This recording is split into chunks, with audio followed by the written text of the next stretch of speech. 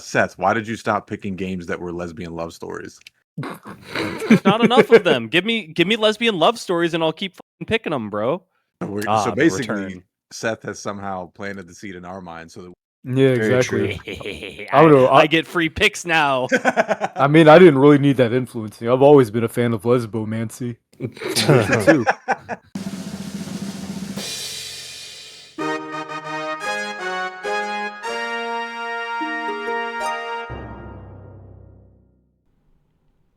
Hello, friends, and welcome back to the Adventure Starts Here podcast.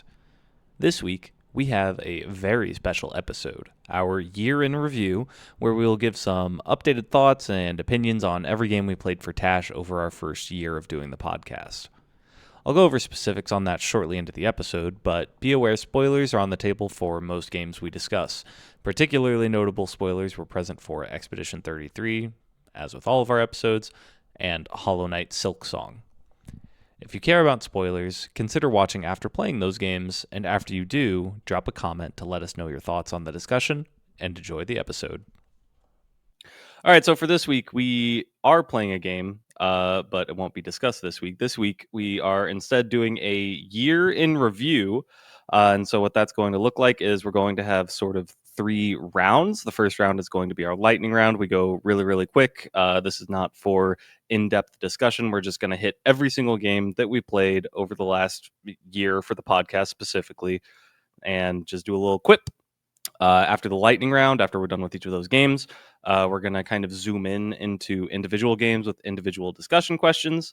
Then we'll zoom out a bit, and we're going to have some more broad discussion surrounding every single game we've played. For example, what game has aged the best, what game has aged the worst, games that we're most likely to replay, things of that nature. So again, specifically, this is for every game that we have played for the podcast over the last year. This is not a 2025 or 2026 review. This is a The Adventure Starts Here review. Okay, you guys ready? You guys ready to get into the lightning round? I'm ready. Yeah. Yep. Are we going top to bottom on the Discord channel? Yep. So for every single one of these, it's going to be Thomas, then Jordan, then me, then Ben, and our cue will be when I say the next game, and try to keep it 5 seconds or less. We're going to go quick. All right. I'm gonna be really fast. So The very first game we played for The Adventure Starts Here, The Excavation of Hobbs Barrow. wanted to like it more. Unwavering 8 out of 10. All I remember is the apple and worm puzzle. Carlack's voice actor is the only thing I know about it. Estrella, Six-Sided Oracles. Best pick 3 that we've played. Astrea. Wow. Just kidding, it's fine. My love for dice does not cease. Very complicated Slay to Spire. What Remains of Edith Finch? Inspiration for birth control. Still isn't a game. What Remains of Edith Finch with the zombified remnants of this game cursing all walking sims to be boring as shit? Nothing remains. Claire Obscure, Expedition 33. Undeniably in the pantheon of video. Croissant. Thought About a 10, Milk Toast DLC cements the 9.5. Great game with not just one, but 2 of the worst endings I've seen in video gaming history. Final Fantasy 16. An MMO fetch quest wearing a $100 million trench coat. Please no Game of Thrones media, also Ultima. The cornerstone for how my experience shouldn't determine my final score. Second best single player Final Fantasy with the worst villain in video gaming history. The System Shock Remake. Gold standard for remakes. Close but no cigar. Good Game Mid Remake. If I'm being honest, mid. The Legend of Zelda Tears of the Kingdom. Disney World for iPad kids. Make Nintendo great again. I'm raising it to a 7.5 because I want to place it above what I would rate Skyward Sword. I like Genshin Impact a lot more. Leap Year. Stuck the landing, but Nice game. Great idea with solid execution that I undervalued. First game that made me less racist against puzzle games. Life Lessons. Life's like a box of chocolate. It looks like dog shit. Better than expected. Positive. The only positive experience I had was only because it was the first game I played while on the clock at work. A guy named Ben made this game. Torment, Tides of Numenera. Felt themselves so much it became public indecency. Kill me now. Lowering to a 4, can't remember a single character's name. Colin McComb should be in Gitmo. Logic Bombs. 6 out of 10. Floparuski. The cornerstone of shitty, uninspired puzzle games. 6 out of 10. Damn, dude, that's brutal, Seth. 1000X Resist. Possibly my number one Tash game. Fantastico. I think about this game more than Expedition 33. Same. It makes me want to vote for Andrew Yang.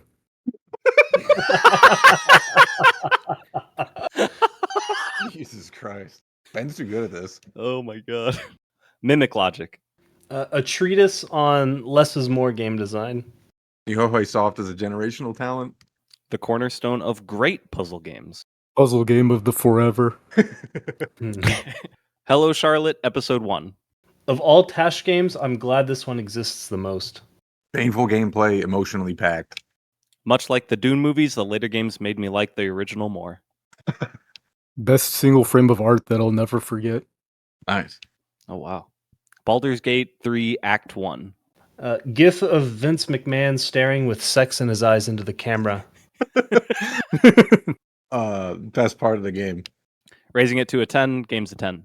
Gale is a minor inconvenience, but I still want to murk him. Hello Charlotte, Episode 2. Artistic integrity, period. Goodbye memory of this game. Raised to 4.5. Still didn't have a great experience, but Episode 3 made up for it. In my opinion, the worst of the three. Baldur's Gate 3 Act 2. GIF of cop horking it behind American flag. Not my cup of joe, but Ketheric's dope. If you didn't catch it the first time, the game is a 10. Depopulation is fun. Hello Charlotte, Episode 3. Artistic validation, period. Best in the series, mid overall. Etherain should write the how-to guide on coming in clutch in the final act. Etherain's creative capstone. Baldur's Gate 3 Act 3. GIF of South Park guy with cum everywhere. The hell W. Like a Zoomer playing mobile games while watching Netflix, you weren't paying attention, it's a 10. I'm very happy with the new evil ending. True. Hollow Knight Silksong. Incredible game, 10 out of 10 now. Still confused about the Rule 34. Good game, too adversarial. Lowering to 8.5, Mio is a better game. Timeless classic that I'll never beat. I'm dabbing up Seth right now. Hades 2. Only worthwhile part of this game was the soundtrack. 2025's Milk of the Year award. Lower to 8, my original rating is 1-to-1 correlated with when my weed gummy intake increased tenfold. Bollocks pit adjacent using the Thomas measurement scale. Who's Lila? Question mark. A meatball sub of plagiarism. Cool ideas, but too derivative of Lynch. Lowering to 4.5, this game is the cornerstone game of thinking you're cool and edgy, but you're just cringe. I don't think it's that bad, but it's not good though. Signalis. Somehow one of 3 sci-fi lesbian games that we played. Masterclass in all but gameplay. It's a 10, always will be a 10. If I were to choose one game to time vault so future civilizations knew of its existence, I would be this one. Jesus. I've bumped it up to a 5 out of 10. Off. $15 fucking dollars! Very inspirational for 2008, lackluster for 2026. Accurate title, it made me want to turn it off. Keep it off. Yeah, That's a good back-to-back.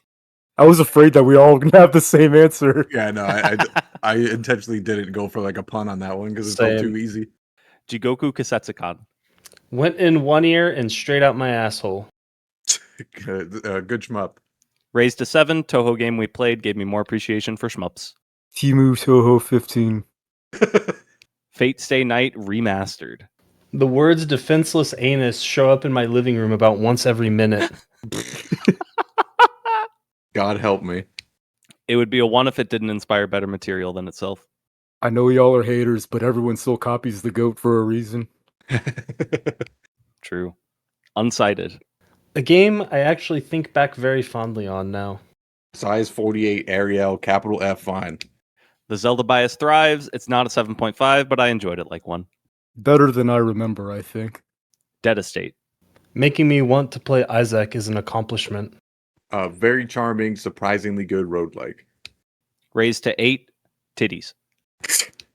I should go back and do the true ending. Paradise Killer, the lost episode. Nani the hell? Nice. Wanted more spectacle, still okay. Raised to 9.5, enters the pantheon of Outer Wilds and Oberdin style games. Wow. I still think it's pretty amazing. Dispatch. Oddly looking forward to the sequel, despite how I felt about it. My ideal is greater than the reality.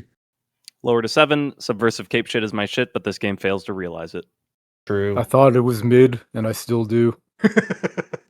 The Forgotten City. The Forgotten Shitty. Great hook, fine game. Raised to 7.5, bad title, memorable game. Probably not as good as I remember. Didn't you give it like a 9? I gave it. We'll get Something into pretty it. high, We might yeah. get to it. It was pretty high. Sorry. Ooh. I actually want to play this again to do the true ending. Rename it. Eh. Ooh. More like no. I can now see that the name is a caterpillar. Control.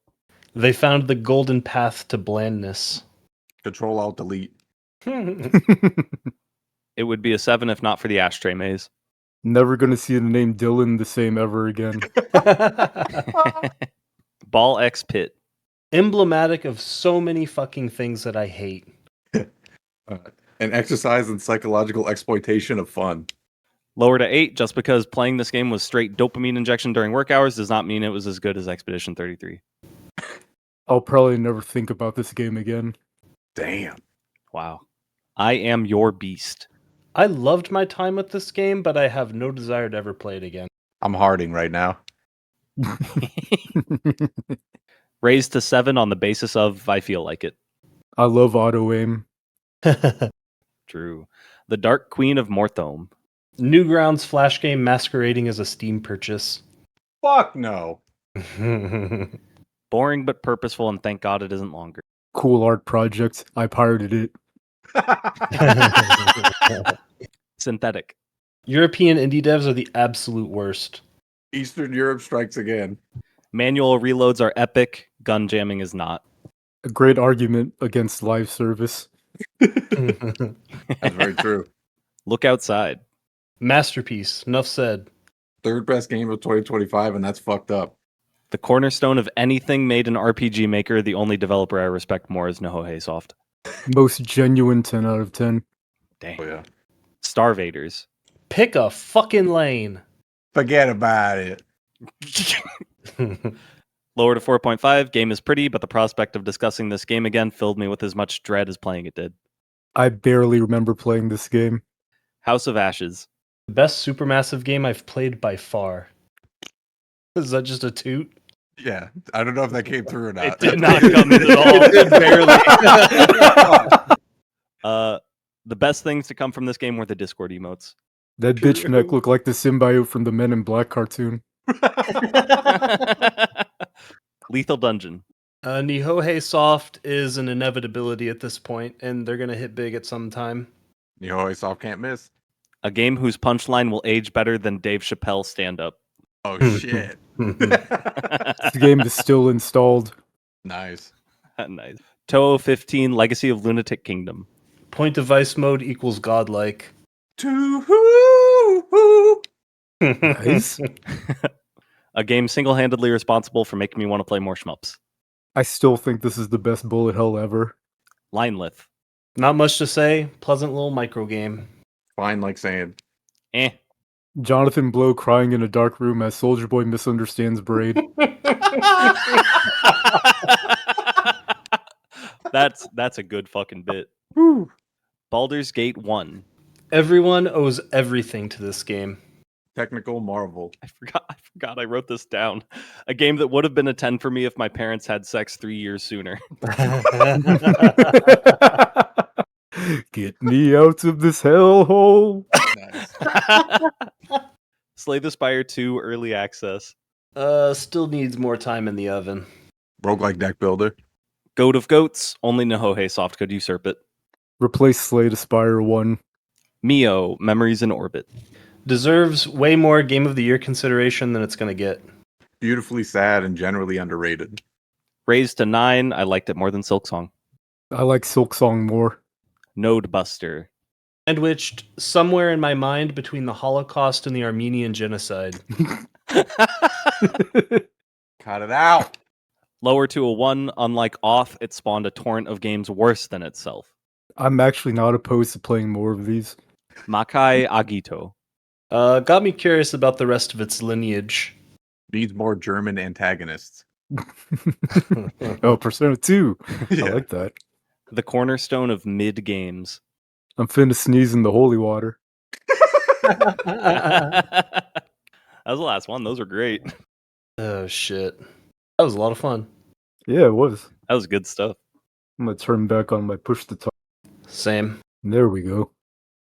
Okay, so as mentioned, we got through all of the games that we played for the podcast. I hope that was enjoyable for everyone.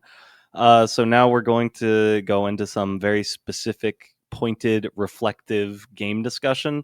All these questions are going to be focused around a specific game we played for the podcast, and with kind of a theme of how it's changed for us over time, the more we've thought about it in hindsight, or like nagging thoughts that we had about the game. I think we should just still go like top to bottom, and we'll just do like one of our questions each. Does that make sense?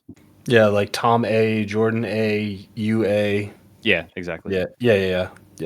I just want to apologize in advance because I'm looking at my questions and they're not actually about a specific game. It's So fine. I failed the reading part of the reading comprehension of the rules. I think it's That's close right. enough. It's fine. Yeah, your questions. I want to know the answer to your questions more than anyone else's, for what it's worth. I'm insulted. All right, Thomas, if you want to start with your first question. Yeah, so in retrospect, I largely consider Hello Charlotte to be analogous to reading someone's diary, doodles and all. So do you guys think that raw, unpolished jank like these games where solo developers pulling from their own individual emotional well actually can serve as a better vehicle for conveying strong emotional resonance than some polished AA or AAA title? I don't know how you want to do the answers. I just figured whoever felt strongly about it would start. I mean, I feel like comparing Hello Charlotte to a AAA game is, and this is not to say that this is directly what you're doing, but it feels a little demonic. Like I would probably argue that Hello Charlotte is better than the vast majority of AAA games, just on the basis that it is extremely like heartfelt. It comes, like you said, like you're reading a diary entry that she wrote. But AAA games are just like profit machines, and that's all they're really intended for, Yeah. quite literally. That's how I feel about it too. Because like by design, AAA has to appeal to so many different people Yeah. that you can't have something genuine or authentic like Etherain telling her story. Yeah, exactly, and that's what I wrote too. Because something I said is AAA games, their entire goal is to appeal to like the 50th percentile gamer or worse, right? So everything ends up kind of getting smoothed out in terms of its overall texture, whether that's gameplay, narrative, whatever. So yeah, I was curious because I thought you guys might actually have somewhat of a different take on it as people who I know Ben at least is someone I would say on the whole wants polish like you value polish, and I was just curious how much more you value it than I guess I thought you did, which I I guess mean, is not as much. I could No, say I'm may the dissenting opinion because yeah, I don't like things like Hello Charlotte at all. Kind of like the peer into like someone's like mind. Like I think it's cool that it exists and like I can admire it from like this is very authentic to this person's experience. But in terms of like enjoyment factor for me, it's not there at all. Yeah, maybe I just misread the question, but I was more focusing on the strong emotional resonance as opposed to like if I would play one versus the other. Yeah. No, Yeah. and that is pretty much what I was asking. I mean, one thing I do kind of want to point out with regards to AAA games is, and I mean, I kind of mentioned that they're just kind of designed in a different way, but the way I see it in terms of the emotional resonance is that a AAA game, in the specific example I'm thinking when I'm saying this, is Horizon Zero Dawn. Um, a lot of AAA games feel like they're more built narratively around moments rather than like the culmination of a character arc. So, like with Horizon Zero Dawn, I think about like I think about like when she loses her dad towards the start of the game, and then like some other stuff happens, and then you get like the big lore dump about what happened in the pre-apocalypse stage of the world before the machines take over. And most of the game is kind of built around those moments rather than like the side quests and narrative beats adding to a character moment. Or like maybe an exception of this might be something like The Witcher 3, because that game's fucking goated. But something like Hello Charlotte, like Thomas has said, is much more personal and stream of consciousness. So I don't know, it kind of just feels like a much different goal that either game would be going for, and I don't necessarily know which one is better by default. I don't think anything's necessarily better by default. I think there's just a wide range of possibilities, right? Because I mean, for every Control, which just has some really hokey, soulless narrative, there's also things like Last of Us and et al. And it's you can't really paint with a broad brush like that. But I think for me personally, I do like that sort of raw, unrefined sort of diary entry in the way that I think this game and even Undertale has, to an extent, has some elements of this as well. And I think I prefer the deep dive into someone's psychology more so than I prefer someone shooting an arrow at the 50th percentile and hitting a bullseye, which happens rarely, but when it does, it is really good. What exactly do you mean by that? Like, do you have a game in mind when you say that metaphor? The AAA version? Like you said, aiming an arrow at the 50% mark. Like, what's a game that would be doing that? I would say Last of Us. That's the example I brought up earlier. I think that's like a perfect one of aiming for broad appeal, but nailing the emotional vehicle part of it as well. Yeah, Yeah, my for example is sure. Nier Automata. Thinking back on specifically The Last of Us, like this will very much like paint me as like a consumer brain, which I kind of am. But I, when that game came out, I beat it 6 times in a row. Jesus, Yeah, I that's remember intense. you and I played fucking multiplayer on the PS3 or some Yeah, shit. yeah, That game has multiplayer? yeah, it Yeah, did. it's really bad, but yeah. Huh. You guys want to move on to the next question? Sure. Yeah. Yeah. Also, just a general thing is I'm going to be asking that a lot just to keep things moving. But if you guys do want to stay on a question, we absolutely can. Jordan, go ahead with your question. Sure. So Signalis is the only game where we played where my score hasn't really changed, but my opinion on like opposite aspects of the game has changed. So like I think the narrative has gotten better, but the gameplay has gotten worse for me. But ultimately, it's just basically just like a net, like a zero sum effect on the score. So do you have any games where examples like this is the case for you, even if it's just like something with like music is way higher, but something else is different, but the score doesn't change? Or yeah, where'd you guys land with things like that? So I have maybe my first hot take from this question, which would be House of Ashes. So the further I actually get from that game, the more I find myself appreciating some of the schlockier, stupid horror aspects of it.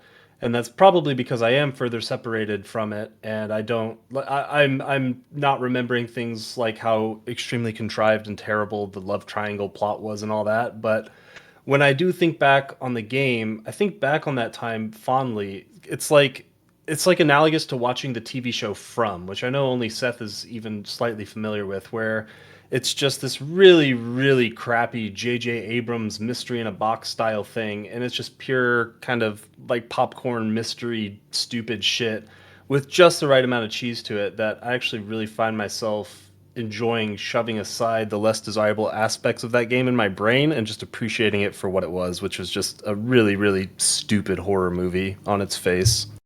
Yeah, I thought I had notes for this, but I can't find them. But yeah, I feel kind of similarly with House of Ashes, where like it's not exactly what you're asking, but it's kind of like it's one of it's slowly becoming like when we played it, it was so bad that I didn't enjoy it. But the more I think about it and reflect on it, the more it's becoming a so bad that I do enjoy it.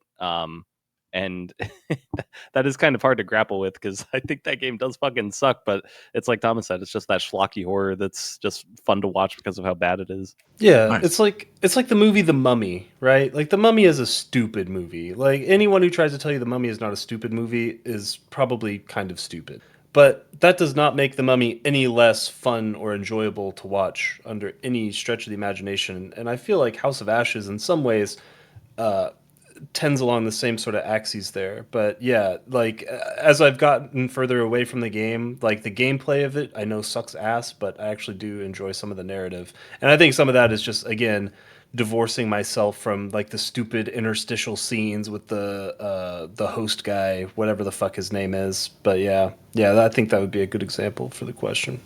And also, I think you're absolutely right to call it out with Signalis, because that game is still a 10 for me, I think. But the only reason that I haven't replayed it is because I just don't want to engage with the Resident Evil Yeah. style combat system. So Exactly. it's Basically, every it's kind of time unfortunate. I would have exposure to like the old Resident Evil games or the old Silent Hill games, I'd be like, how did Signalis fuck this up so much? And then, but my opinion of the game doesn't go down because of it, because like everything else is just so strong. Mm-hmm.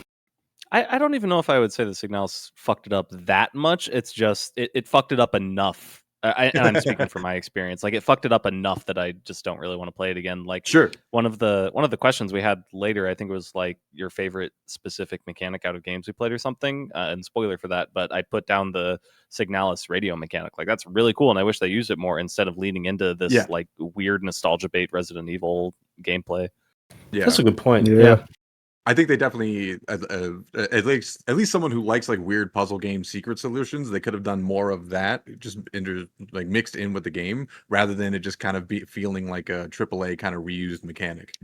Yeah, for sure. What say you, Ben?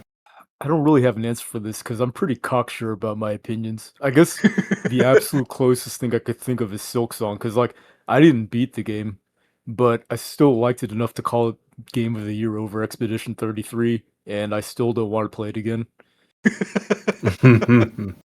Did you get more sure in that opinion the more time has passed? Yeah, every time I think about it, I still think it's pretty goated, but it's just too hard for me. That's Do you fair. like Silksong more than Look Outside? No. The Look Outside's game of the year, then. Yeah. He probably Yeah. had that opinion before we played Look Yeah, Outside. yeah, if yeah, I had to exactly, guess. exactly. Okay, gotcha.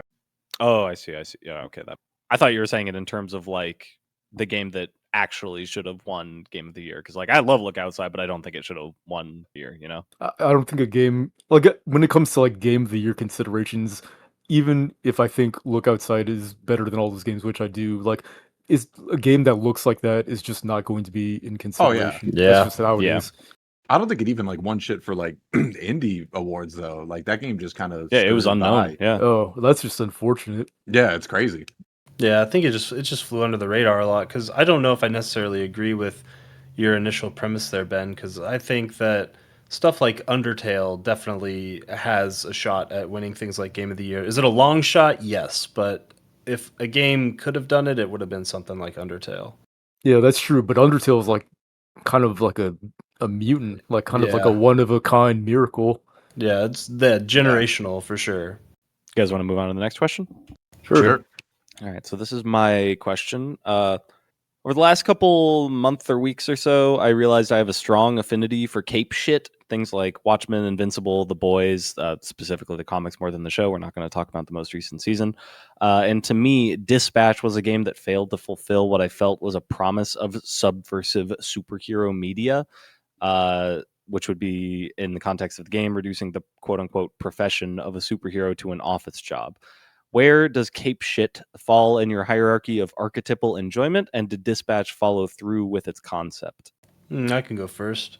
I mean, as for the hierarchy, I think everyone likes cape shit to a degree. Do I place it extremely high on my hierarchy of archetypical enjoyment? Not necessarily, but it is pretty high up there. It's like the upper quadrant of shit that I enjoy for sure when it's done well. But as far as Dispatch goes, I think that a lot of cape shit is falling into this similar sort of pitfalls that modern horror does, where there's way too much reliance on meta narrative, self referential, subversive bullshit. And I understand why they do this because cape shit and horror tend to operate on very formulaic axes compared to other genres.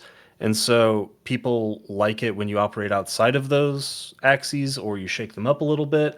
But I felt like the problem with Dispatch was that it tried in its own way to do the subversive superhero narrative, but it didn't have any of the bite necessary to make any of that shit stick. So I think if they had picked a lane and stuck to it, like if they had stuck to a more formulaic Avengers style path and just let their characters and personalities bleed through that way, I think the final product would have been a lot more enjoyable than we ended up getting. Same for the subversive part. It's like they tried to mix too much formula with subversion and just ended up with something milk toast instead. Yeah, and I fully agree with everything you said, and I also want to clarify a little bit like why I like cape shit so much, especially the subversive stuff. Because I mean I don't like Marvel stuff that much. Like, yeah, I liked everything up to Endgame. Everything after that was kind of mid. Sometimes I'll still watch a superhero movie, but they're kind of whatever now. And like I was never a huge like normal comic book guy. I was just like a Watchmen and so on enjoyer. And one of the reasons I like cape shit is just this fundamental gravity that I have towards things with very, very strong theming. So to give a comparison that no one will know, but Temples of Elemental Evil, it's a D&D campaign. It had a sequel in 5e called Princes of the Apocalypse. And it's a very, very simple concept where there's 4 cults. They're each themed around water, fire, earth, air, like Avatar style.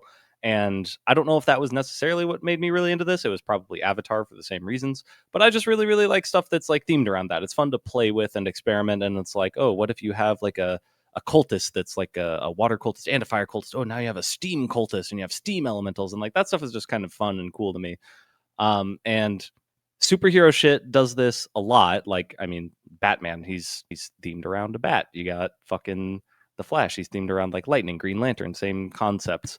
Um, and so you can fall into all of these like archetypal pitfalls of things being very, very obvious and expected. And I think that comics were that way for a very, very long time. You know, good guy always wins. What's Superman's weakness? He's always going to win, right? Like, um, but where the subversive stuff like Watchmen, Dispatch, etc. work is because they play on those expectations in the same world, but then because it's so expected, it surprises and hits a little bit harder when it gets crazy, like something like Watchmen does. Where Dispatch fails is that it wants to be a subversive archetype, but think about the ending of that game. There's nothing about the ending of Dispatch that is subversive. It is a standard superhero. Yeah. Everyone gets their moment, Avengers style, like, you set it up and then I knock it out of the air with my water powers kind of shit. And so it just feels like it had an identity crisis to me. And the more I think about it in hindsight, the more it just really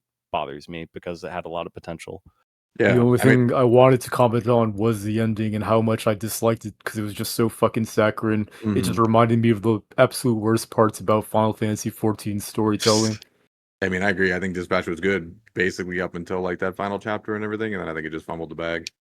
I kind of like superhero stuff overall, though. I don't like paint by numbers things typically, like in general. So I think MCU stuff I don't like, but like the Marvel comic stuff, just like reading about like the crazy lore and things that they do, and then just kind of like appreciating kind of the expertise and like how well and how quickly those guys can draw. It's fucking insane. Like I think I like learning Yeah. about the comic panel artists more than I do about actually reading the comics because those Yeah, guys are yeah. insane. I Yeah, just not even getting yeah. into the art, yeah. Okay, I just wasn't sure actually what you guys meant categorically by cape shit. Like if it was just the movies or if it's like the comics as well. Because I mean, I guess right now in my old ass age, I'm turning 40 this year. I don't give a shit about cape shit in any form. But when it comes to movies, that's just because I stopped watching movies after the first Sonic the Hedgehog movie was in theaters and then COVID hit and never thought about watching a movie again. So that's why I just don't care about cape shit in that respect. But like way back in the day, I remember like back in high school and I would do like internships in college and I would spend all my time just reading Wikipedia articles about all the different superheroes. So I Yeah. guess I at one point I did have interest, but now I just fucking don't. And it is what it is. How much of that do you think is like MCU poisoning versus just not being interested in it anymore? I think it's just me not being interested anymore because the main vehicle to experience it now is in a medium I don't care about, which is Sure. sitting down to watch a movie, and I got that millennial attention span. If Marvel never made, like, if MCU didn't exist, basically, let's say Sony still has the movie rights and they don't know how to make a Marvel movie to save their lives, so like it never really took off in the mainstream, and like comic books were still going hard. Do you think that you would still read Wikipedia pages about the crazy shit that comic books Uh, are? I think it's possible because like I don't do that anymore, but I do it now for like Fate. So I kind of just replaced it with something Sure. else that I think is more interesting. Yeah, So yeah, I yeah. guess like theoretically I could. Right. The interest is still there, just not in the cape shit. Yeah. You guys want to move on, or anyone got more? No, I'm good. Yeah, I'm good. Same. All right, Ben, go ahead. Oh fuck, I wasn't ready. All right. After playing games for Tash that I would describe as extremely influential to the gaming landscape years after their releases, and or heavily cribbed them, examples being Baldur's Gate 1, System Shock Remake, Torment Tides of Numa Numa, Fate Stay Night, Off, and Tears of the Kingdom. Do you feel that they themselves, or even what they represent, still hold up in 2026? Not all of these are born equal, without a doubt. Like I thought Baldur's Gate 1 was fucking awesome. Like the only things that I didn't enjoy were things that I probably would have enjoyed if my parents had had sex 3 years sooner. But um, like things like Off or Torment or you put Tears of the Kingdom, but I think it would be more so Breath of the Wild with that. Like I Yeah, don't like any of I those put games. I put Tears of the Kingdom because it's the one we played for Tash, but I understand what you're saying. Yeah. Yeah, I don't think we've really played any like inspirational game that's held up well for Tash. Personally, at least, I don't think that any of those games really like are, because like I don't think of Off as really like inspirational to anyone outside of like Toby Fox, because it's everyone else is just Earthbound. So That's true. and then like the rest of the games, it's like Breath of the Wild for sure. Like no one can really replicate those games well besides MiHoYo Soft. Almost said MiHoYo. Besides MiHoYo Soft. So like it's more they just copied Dark Souls, which Breath of the Wild kind of did. But I don't. Yeah. So to the original question, I don't think that these games really hold up well. But I don't think it's because old games don't hold up well. I think it's just they don't. The sample size of games that have been picked aren't really in my purview of like Right. nostalgia bait style games. Yeah, they almost they don't feel like timeless games. They just feel like games that would describe an era. You know what I mean? For sure. I think the closest one of the list that Ben provided is Baldur's Gate 1 of a timeless game, but I think it still Mhm. is of the era for sure. Yeah, I 100% agree. I also don't think we've played a ton of. One thing I do want to do in the next year is actually play older games, and I think Baldur's Gate 1 is the best example of something that we've played that's old and has a very direct ancestry to a lot of other shit. And yeah, I mean, my opinion of that game is already super well known, so I don't even have to restate it here. But yeah. Long story short, I'm hoping that we play more older games in the next year. Yeah, I mean, the only problem with that is like when you look at games that are coming out, like games are coming out at a clip that's like more than ever before, and like so many of them are worth talking about that it's just like hard to slot in like Yeah. an old game that's going to take probably like 20 to 30 hours to play. Yeah, 100% agreed. I think there's still a lot to be talked about with some of these older games, though. Like maybe not like broad scope discussions, though. It's like that you could apply a question to all of these, which is like, how did this game affect the future landscape of games, right? Like you could have an easy conversation about that with Dark Souls 1, for example. But like I don't know, some of these just they didn't have enough meat on their bones to have like a fulfilling game experience, but it would still be interesting to talk about how they affected the future, you know? Sure, yeah, it's just to commit 3 to 4 weeks to playing pick your game, like, I don't know, like Majora's Mask or something, just to have that conversation is a lot. Yeah. Wait, is that game really that long? It's not that long, it's a slight overstatement. I think it's like Okay. 20-ish Yeah, hours, I probably think. 20 to 25ish, yeah. Yeah. You guys want to move on? Sure. Yeah. Thomas B.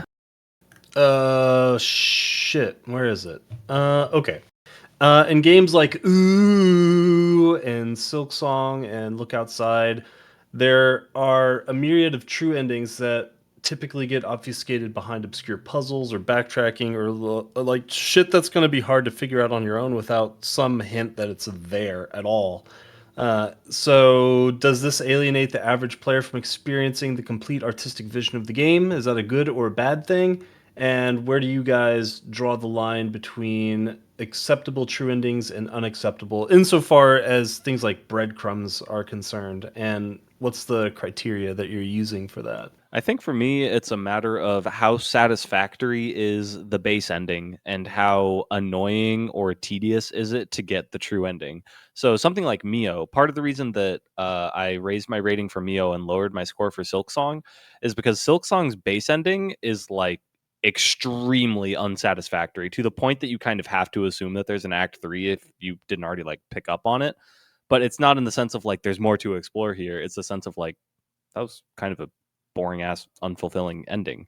And it like if you weren't being like particularly completionist like I am not with these kind of games, then it means getting the true ending is going to be very, very annoying when you already experienced one of the endings. On the other hand, Mio, depending on like your interpretations of stuff, had a pretty satisfying base ending. Jordan in particular said that he liked that ending, so I think that I think the hater liking your base ending is evidence there. But then the process of getting to the true ending was actually enjoyable because it involved these like interesting meta puzzles. So that's kind of where I'm at, where it depends on those two things. I Interesting. have a very odd perspective that I doubt very many people will agree with, but like when it comes to like Silksong, even though I will never see the true ending and I only saw the normal ending, I still like just knowing that that true ending exists and what it is and how fucking cool it is makes me like it still. Whereas I don't really care about anything in Neo whatsoever. So like I've just got like this weird perspective, and that's probably unrelatable to everyone. You might almost be better off from not having to have unlocked the ending of Silksong because that, to some people, myself included, were like an active turnoff from like Mm, the events going on. So yeah, that's and that's almost like a bonus. yeah, that's a good point. And I guess going to the latter part of the question about like where I draw the line between like how I assume you're talking about like how to get the true ending. Is that what you mean? Yeah. Yeah, Yeah. pretty much. I don't know how I feel about this because like back in the day I used to be a completionist and now I just don't give a fuck. But like even now, to me it just doesn't really matter how difficult it is to get a true ending because you can just Google how to do it. So that's just how I feel about it. Yeah, but like here's the thing that I go through because like I am known for my collection of Brady Games walkthroughs, the physical books that I would buy when I was younger. And so like I always kind of had those, and like I would kind of spoil myself on things like how to unlock true endings. And so like to me, if the process by which to get the true ending is extremely aggravating and tedious and annoying, Silksong isn't the best example of this, but like, why am I not just looking up that true ending? Right? Like, it's like you said, all this stuff is online, so I can just watch a video of the true ending. Um, if it's a like really, really tedious to get there, like that's why I didn't do the Mm, true ending for. I didn't do the artifact ending for Signalis because I was like, that's just like a lot. I love this Yeah. game, but that's just a lot. I'm gonna look up a video. Yeah. that's a good point that I didn't think about, but now it makes me even like it makes me feel that my opinion is even more like correct for myself because now that I'm looking at Look Outside, I only got like one of the regular endings. My dude turned into a fucking monster, and that was it. I thought it was cool. I never saw any of the other endings. I didn't even look up any videos. I don't know what they look like. All I did was go to the wiki and read them, and literally just the text that describes the endings I thought was like fucking incredible, and I Hmm. still love them, even though I'll Mhm. never experience them personally. Yeah, see, and that's what you guys are kind of getting at there is the reason why I do tend to love these really opaque psycho puzzles that refuse to hold your hand or really offer much. Because in my eyes, like if it alienates players, then that's just collateral damage I'm willing to accept because I just in general philosophically I don't really like yellow paint that much for things like true endings, for things where there is like another light at the end of the tunnel, you know? And so I think hiding stuff like that behind extreme effort is a good way to reward people who actually want to engage with the game on a more, deeper level.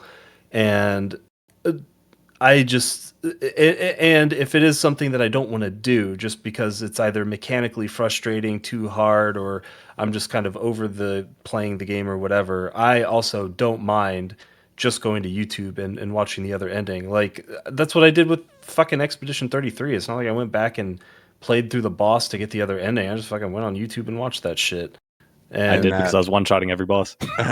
In that specific example, at least at launch, you couldn't go back and fight the final boss without a whole new file. So I would have done that, but it literally was not possible. Yeah, see, I didn't even know that because I didn't even attempt it. So, yeah, like I like it when developers show their fucking nuts, and I think one of the best ways to show your nuts is to have a really difficult, opaque true ending, because when you free yourself from the thought of basically when you free yourself from the thought of, how do I word this, like caring about the player experience, like just not giving a shit, just sitting there thinking, I want to make something cool, and the people who want to go to the effort to actually figure this out will do it, and that will be rewarding for them, and it will be rewarding for me that they will be at a mind meld with how I was thinking when I was designing this. I think that's when some of the coolest shit ever can get made, when you just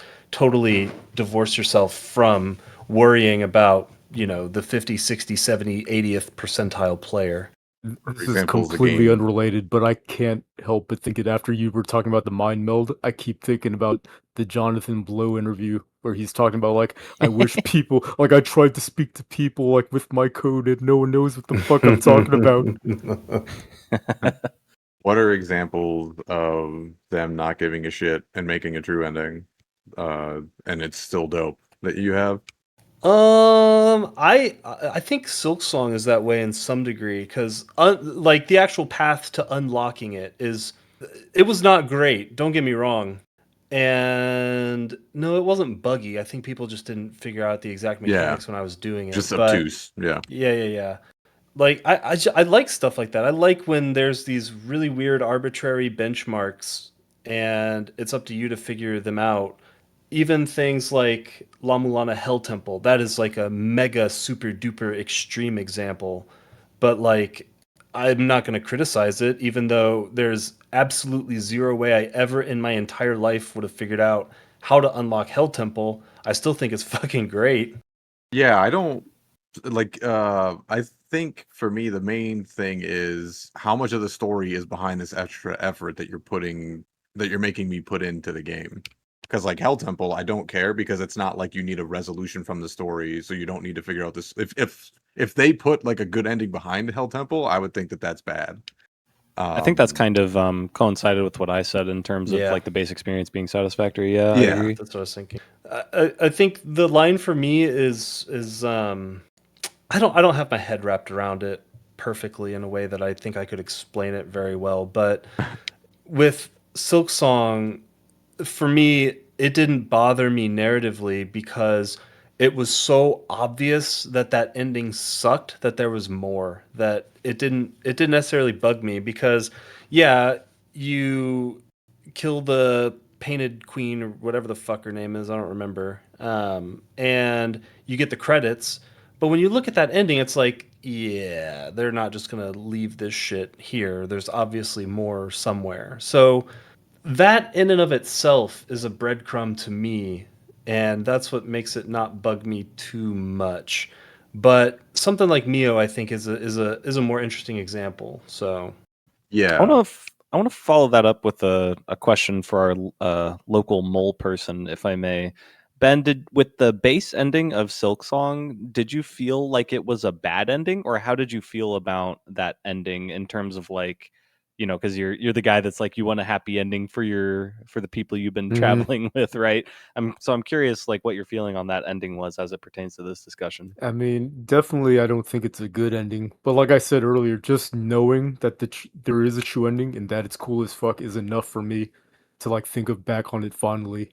Like I basically just take what I know about the true ending, and that's just what exists in my head on top of the ending I experienced. Which I don't even remember what the base ending is, to be honest. I guess it's just how bad it was. See, because that's kind of what I'm wondering is like, what like when Thomas, when you were saying that, the thing I was kind of wrestling with was like, did they?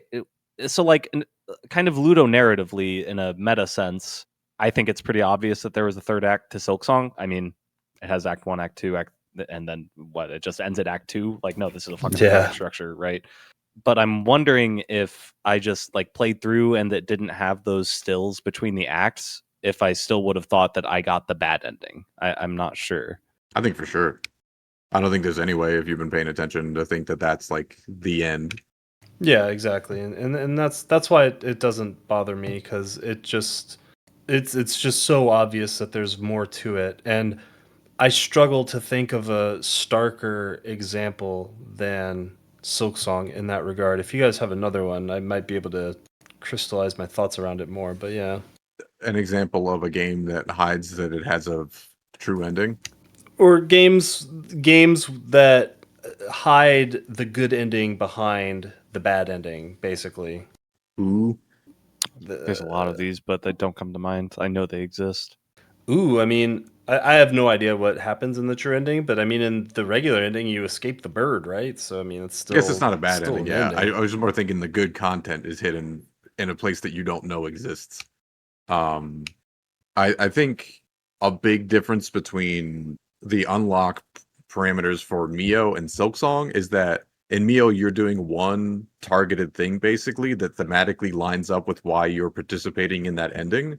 Whereas Silksong felt like I was just doing a bunch of chorin to get to the more content they created for me rather than building up like a thematic reason for why I'm there. Yeah, and I don't know that I would necessarily defend. Well, in fact, I'll just flat out state that I would not defend the actual mechanics of the unlock conditions for Silksong Act 3, other than, I guess, kind of the philosophy behind them. But what you actually do is really Yeah, frustrating yeah, yeah. and stupid. Yeah. I can totally respect the philosophy behind it 1000%. I will never say that the like design decisions behind it were bad. It is just that like semi unknown unlock conditions for Act 3, and like I'm just envisioning something where it's like I knew that I had something to pursue after doing Act 2, because I knew that there was an Act 3. I can't remember if I was spoiled on it or not, but it's pretty obvious that there is an Act 3. But I'm just thinking if like there were 3 MacGuffins that you have to collect in order to unlock Act 3, and it's like there's one that's like pretty easy to find on the critical path, and it's like, maybe I need to finish the other like I have this one piece of the heart container. Maybe I need to find these other two, and then I'll put the full heart container inside of Lace's mom, and like that'll do something. Like if there was something like that, kind of along what Jordan is saying, where it feels like I'm engaging with the world, I would have liked it like infinitely more, so much more. Being Yeah, in Act 3 was cool. Getting to Act 3 was not cool. yeah. I will agree with that for sure. Well, Um, we've lingered on this guy a long time, so I'm curious if you guys just want to like put a bow on your thoughts because I'm not sure I fully understand everyone's position. I'll just say for me that I love these again because I think that it gives game designers a way to just kind of let their fucking tits hang out and do whatever they feel is most appropriate for their game, narratively or gameplay wise or whatever. But obviously, when I say that, that means that there's a wide band of possibilities, good and bad. But I think on balance, I prefer it when they kind of go a little crazy. I guess I don't really mind either way because I appreciate all types of them as long as they're good, as long as they're cool, basically. Yeah, I agree in that sense. It is always, well, it is very, very often a good thing to have something like that in your game. But I severely prefer it to be more of a Ludo narrative thing where I'm engaging with the world rather than like just random side quests that I have to do to fill up an invisible yeah. bar. And also, base ending should be satisfactory. For sure. I think an example of a game that does a true ending really well, despite the unlock conditions being fucking brutal in a vacuum, is Undertale, because it makes you replay the entire fucking game with the correct Yeah. choices of don't kill anybody, which is crazy. And I think that unless you're extremely confident in the game that you've created, don't do that because it's just going to turn players off from wanting to do that. But it can work if you're really confident. And it really just comes down to case by case. And I think what Seth said with the more chorin it feels and disconnected it feels from like just having 100% a game to get a true ending sucks. I think secret endings is kind of cooler, kind of like Final Fantasy 10-2, where you have to do like the insane requirements and then all you get is just like some stupid like Yeah. unfulfilling cutscene with unit. Like I think that's a lot more fine if you're going to make the player do chorin. Don't put like resolution to the story behind chorin. Pick like one of the other lane. Yeah. And Silksong even has an example of that. An example of like a weird secret ending that requires some like pretty Oh, sure. tedious shit Yeah, to do. yeah. I Yeah. just thought of in regards to at least AAA, because like I haven't thought about this game in forever, but fucking Mass Effect 2, everyone glazes the fucking suicide mission. Does that shit even hold up anymore? Because like I'm gonna be honest, I don't even give a fuck about that shit anymore. Probably. I don't. I would imagine it does. I think I Mass guess you Effect 1 normies holds up. still care about it. Mass Effect might be interesting games to TASH, to be honest with you, and they're like the right length. Yeah. I'm pretty confident Mass Effect 1 holds up as a sci-fi story. Oh, for Mass, sure. Mass Yeah, Effect 1's out of the great. three in a vacuum, I think one is my favorite for a variety of different Mhm. reasons. Definitely. Same. Alrighty. You guys want to move on to the next question? Sure. Yeah. Jordan B. What is everyone's up-to-date rating and general thoughts on Hades 2? Because for me personally, I don't think my score really moved that much, but how everyone says, oh, Hades 2 is just more of Hades 1, it makes me more agree with Nintendo's design decision of don't make a sequel to a game unless like you're doing something that fucking matters, because it just kind of felt flat and boring compared to like what you think a sequel to Hades should be. So, what do you guys think of it? Don't think I need to say off the bat is that we did not play this game with the updated ending that it got shortly after launch. I just want to lead with that. True. I mean, I knew there was a new ending. I don't know what it actually is though. That Same. being said, I think like just thinking about it, I still think I like the game, but I have no desire to ever reinstall it. So I don't know if I'll ever challenge that belief. Yeah, I look back on the gameplay of this game with like just absolute fucking hate in my eyes. Because for me, the first game felt like walking into, I don't know, some super cute little boutique store in a strip mall in some cute downtown suburb somewhere where everything is so polished, everything looks really good. There's this immense attention to detail. The gameplay feels pretty tight. But then by the time that we get to the second game, it's like everyone at this point in their lives just want these 800 hours worth of content games. And so Hades 1 went from walking into this cute little boutique to Hades 2 being like walking into a fucking Walmart. And I could not abide by the fact that all of the systems felt samey with just tiny little tweaks in the way that you could interface with them or the way that they may change numbers, but there was really no material difference in the way that you interacted with the game other than there was just more fat. All they did was just add fat to Hades 2. And yeah, the longer I get away from that game, the more I fucking hate it. Like, I don't know what I rated it initially, but right now that game sits on the shelf of like 5.5 to Damn. 6.0 games in my head. It's funny Thomas had that metaphor because I also have a metaphor, which is have you guys ever had a coworker? Maybe their job doesn't matter too much. They're kind of just there because HR determined that this role needs to be filled, and they just put in like way too much effort. Like they just try way too hard. They're taking it way too seriously. It's really not necessary. Yeah. Like you're just here for your hourly job, bro. That's exactly what Hades 2 feels like. Like everything feels so thoughtful and in terms of like the art design and like some of the smaller things like art related to combat and like the music, of course, is all so beautiful. But they do all of that without realizing that they needed to make a meteor game. And there were definitely like good additions to the game compared to Hades 1, like the I think they're called Sigma attacks, the like kind of charge attacks. That stuff is really cool, but they at the same time doubled down on things that made the first game frustrating with regards to upgrading using materials that you had to find throughout your runs. And I think that that alone is going to continue to make this game sour for me because I already lowered it from a 9 to an 8.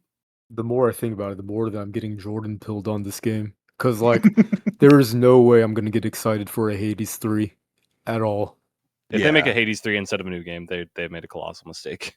I think if they want to make Hades 3, it has to be like an RTS or like just something completely different with like like the core, like kind of like what Vampire Crawlers is to Vampire Survivors. I think is what Hades 3 would have to be for me to be interested. Like if it was like a JRPG or something, that'd be sick. Like what Yakuza did, and then I'm interested. But if it's the same thing again, I might not even play it. Yeah, I was just thinking the same thing. Like, if they made and released a Hades 3, all it would be is a soundtrack to me, because that's the only way I would interact with it. I mean, like, hasn't that studio been making the same fucking game since their first game, except for that No, one game? Pyre's pretty Yeah, crazy, and except so for is that one. Transistor a little bit. I thought Transistor was still. still pretty similar to how Uh, Hades. Pyre, maybe I not. I don't remember Pyre. No, very well. Pyre is absolutely not like any of the others. It's a fucking That's like a sports card game. game No, it's a or some sports shit. game, a Yeah. basketball game, literally. Yeah, that's weird. funny. Transistor, like it's not a full degree of separation Yeah, from that's the true. DNA of Bastion and Hades. Yeah, that's yeah, I agree with that. Yeah. Yeah, regardless, I think it's time for them to try something new. Maybe that's not a basketball game. Anything else you want to say, Jordan, or do you want to move on? I'm good. Okay, we'll move on to my next question. When we played Final Fantasy 16, Ben mentioned the theory of contrast in relation to the slow/epic moment disparity. I've thought a lot about that since then, and it applied to many games. The contrast of horror to friendly characters and Look Outside, the melancholic beauty of Mio's narrative, or the vibrancy of Paradise Killer compared to its noir roots. But where is the line between contrast theory and tonal inconsistency? Do you still think Final Fantasy 16 used contrast well after all the other games we've played for TASH?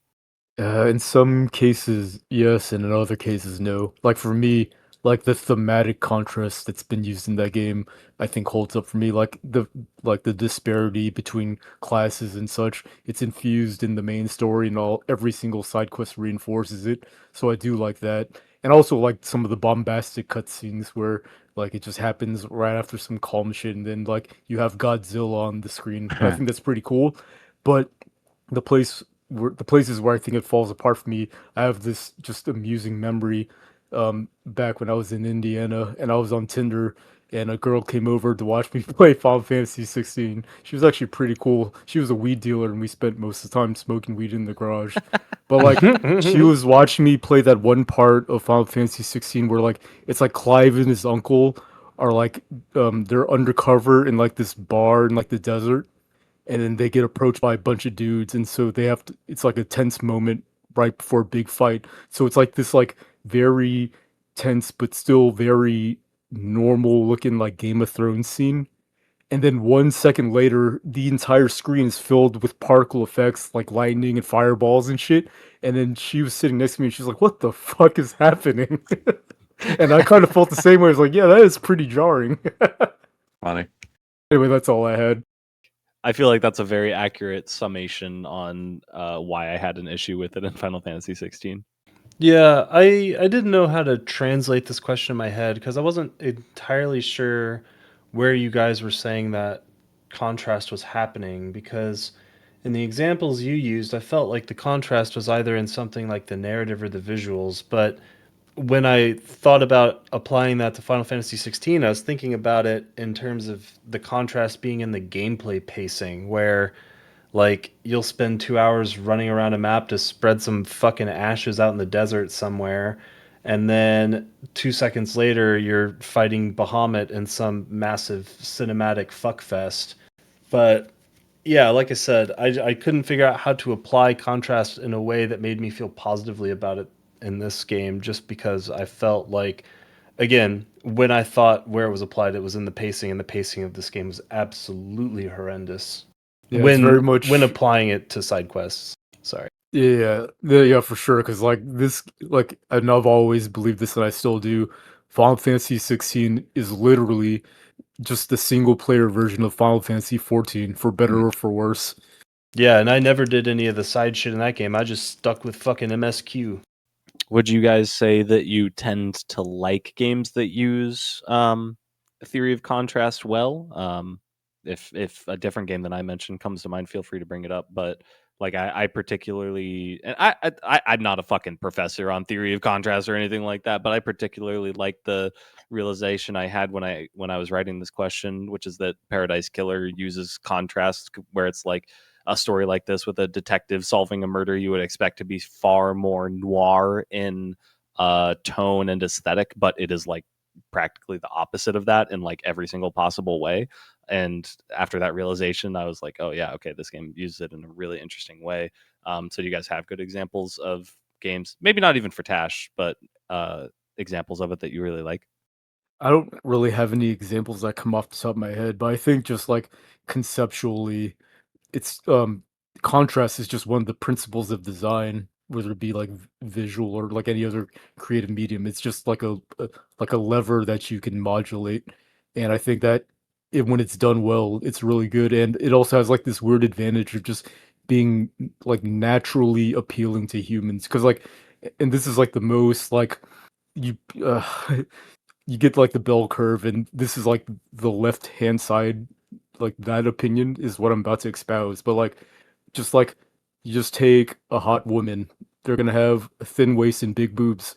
The contrast is what people are like intrigued by. That's it. Oh yeah, and same in reverse for men: broad shoulders, narrow Yeah, midline. Wait, when you exactly. say the contrast is what people are intrigued by, you mean like unattractive women? Wait, what? The He's contrast saying the of contrast between the ratio between breast. oh, Yes. gotcha. That you meant the contrast between an attractive woman and an Oh. unattractive woman. No. I was like, who the fuck is like being like, hell yeah, everybody's Well, getting this shit. I mean, it is still true. How many hot girls do you know that go out with their ugly friends so that they look hotter by comparison? Well, sure. I mean, that'd be crazy if a game like wanted to make their characters hotter, so they made like uglier characters. I can't think of a game that does that. Usually the Gooner games, they're just everybody's hot. That would be funny though. Very funny. I can think of a lot of Tash games that do contrast well, though. I think one is a game we just fucking played, which was The World Is Your Weapon. I think that game utilizes contrast extremely well Yeah. in a lot of different vectors. Same thing for Hello Charlotte. I think for similar reasons, almost a Paradise Killer, where Oh, yeah. tonally what the game is saying and what the game is displaying is so at odds with the way the characters act and the other shit that may be happening off screen. And that's the kind of contrast that I like. The kind of contrast that is almost using it as a way to subvert expectations and shit like that. That sounded really weird. Yeah, fully agreed. When it comes to subverting expectations in that way, you can use it in the same way to draw emphasis in a particular area. Like, I mean, that's the Look Outside example, right? Like, you expect all of these monsters to be like massive dickheads that just want to eat you, which a lot of them are, but then there's some like really nice ones. You guys want to move on? Sure. Yeah, sure. Ben, your second question. All right. So, just a brief recap of my first question because it's a kind of a continuation of the second question where we talked about influential games and if they still stood up in the current year. Well, and this might be a little bit presumptuous of me, but I'm starting to see like new influences pop up from unexpected places. Like literally, I first thought about this when we played Neverway Prologue, and there were certain parts of it like this is literally just unsighted. And then obviously with Node Buster, and it really amuses me every time Jordan posts a new Steam game that has the exact like Node Buster formula. That shit cracks me up. But like, do you think these designs will stand the test of time and become like the Zoomer version of like what we're nostalgic about, or are they just momentary trends?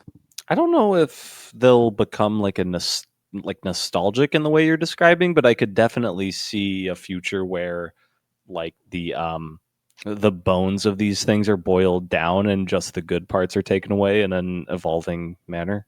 Yeah, I think it's Yeah. hard to answer because, I mean, you have to kind of have an element of being able to predict the future to know what's going to turn from a trend to what's going to turn into a legacy, basically, right? And for something like Nodebuster, I would say that that's a momentary trend. But Yeah, yeah, stuff like things like Stardew Valley, I think, are yeah. definitely things that will carry on a certain legacy DNA on into the future. Yeah, that makes sense. That's actually a much better example than it's unsighted. I didn't use it because I never played Stardew Valley, but I'd have to be an idiot to not realize how impactful it is. Whereas unsighted, you could argue, is just Zelda, right? Which I didn't really play because I grew up with the Sega Genesis, but I understand like that they're very similar. Yeah. And so kind of like in what the vein of what Tom said, like gaming as a whole is basically just momentary trends, even though they're huge. So like the 80s was like platformers, and then like 90s was like JRPGs was kind of like the main thing then. And then like early 2000s was kind of like Call of Duty style shit. So like, and then and MMOs, right? Like, and these trends always like fall off at times, but I think with the level of popularity and how many games that are getting churned out now, it's just going to come down to the games that these individual developers have played and want to Hmm. take inspiration from. So I think you're probably for the reasonable future, the big AAA ones are just going to be trying to find like the hooks of like Genshin Impact and kind of all of like Dark Souls is probably going to be around for a long time still. But I think if you just kind of look overall, the more time that goes on, the more there's going to be just like games that kind of get filtered through these like inspirational game lenses. Hmm. But that I think that web will grow because like Earthbound inspires Off, inspires Undertale. There's a bunch of games that are from Undertale now, and so like it'll just keep getting more and Yeah. more diluted of a pool. Yeah, because I try to when I was thinking about this, I was thinking about it in terms of like movie heritage because I think movies are something where you could draw certain analogs from this, where a lot of movie making is modern trends that are dictated by hardware, and I think that that's very true also for games.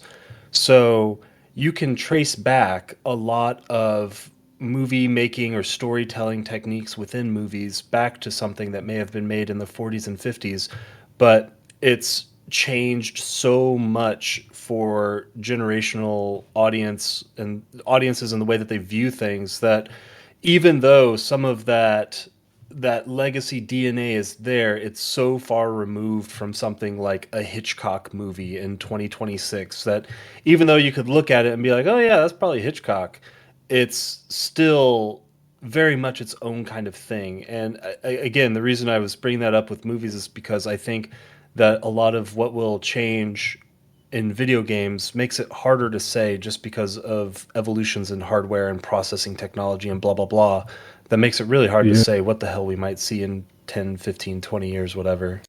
Yeah, I think yeah, for it's sure. kind of interesting along those lines too, because like as these technologies with games, in the same vein as movies as you're describing, gets better, then I'm not going to say people get smarter because I don't know if that's necessarily true, but we get more accustomed to using more advanced technology, which kind of has this like backwards feedback loop of making us better at previous technologies because these things just get easier to use. We become more efficient, more people learn to code. And so it's kind of funny because like we've been playing all of these RPG Maker games, and it feels like so many good ones are coming out, even though the technology for games has gotten like so much consistently better. Yeah, and I think that's the other thing too, is that photorealism is photorealism, and games we're basically getting to the point of where games can't really look better in terms of like photorealism. Like it's getting really hard, especially with like hardware availability, for that to keep going up. So now games are going to have to more focus on being able to make like memorable experiences and really hook people instead of being a crisis where it's like this game looks so good, I got to buy it to experience it. It's going to be this game is so good, so I have to buy it and experience it. Yeah, I think it's going to be in some of the secondary and tertiary technologies that power video games, like not so much raw GPU processing power being able to put 69 quadrillion triangles inside of fucking Sophie Thatcher's head or whatever, but it's going to be in things like uh, motion capturing and shit like that, where as that technology improves, as they are able to capture more fine detail in people's faces and arm movements and leg movements, I think that that's where you're going to see a lot of that evolution. Yeah. Yeah, that makes sense. Agreed. You guys want to move to the next question? Yeah. Yep. Thomas, your final question. All right, this shit is going to be long, so you're going to have to bear with me because I'm gonna go through a diatribe to kind of explain or lure you guys into a false sense of security. So, all right, how do I start this? So, basically, I'm just curious how heavily you guys weigh environmental storytelling in your overall experience of a game. And like I wrote in here, maybe I'm just talking out of my ass, but I feel as though we don't talk about environmental storytelling as a group nearly as much as I find myself personally thinking about it as I'm going through game to game to game to game to game. Because games like Silksong, Thousand X Resist, and even Edith Finch have massive reliance on environmental storytelling, and it's something I'm curious how much you guys find yourself consciously paying attention to that. And what the example I put in here is the fucking elevator that leads up to Lace 2.0 in Silksong. And I even talked about this thing in the episode because I cannot stop thinking about how fucking brilliant the environmental storytelling is in that little 60-second clip.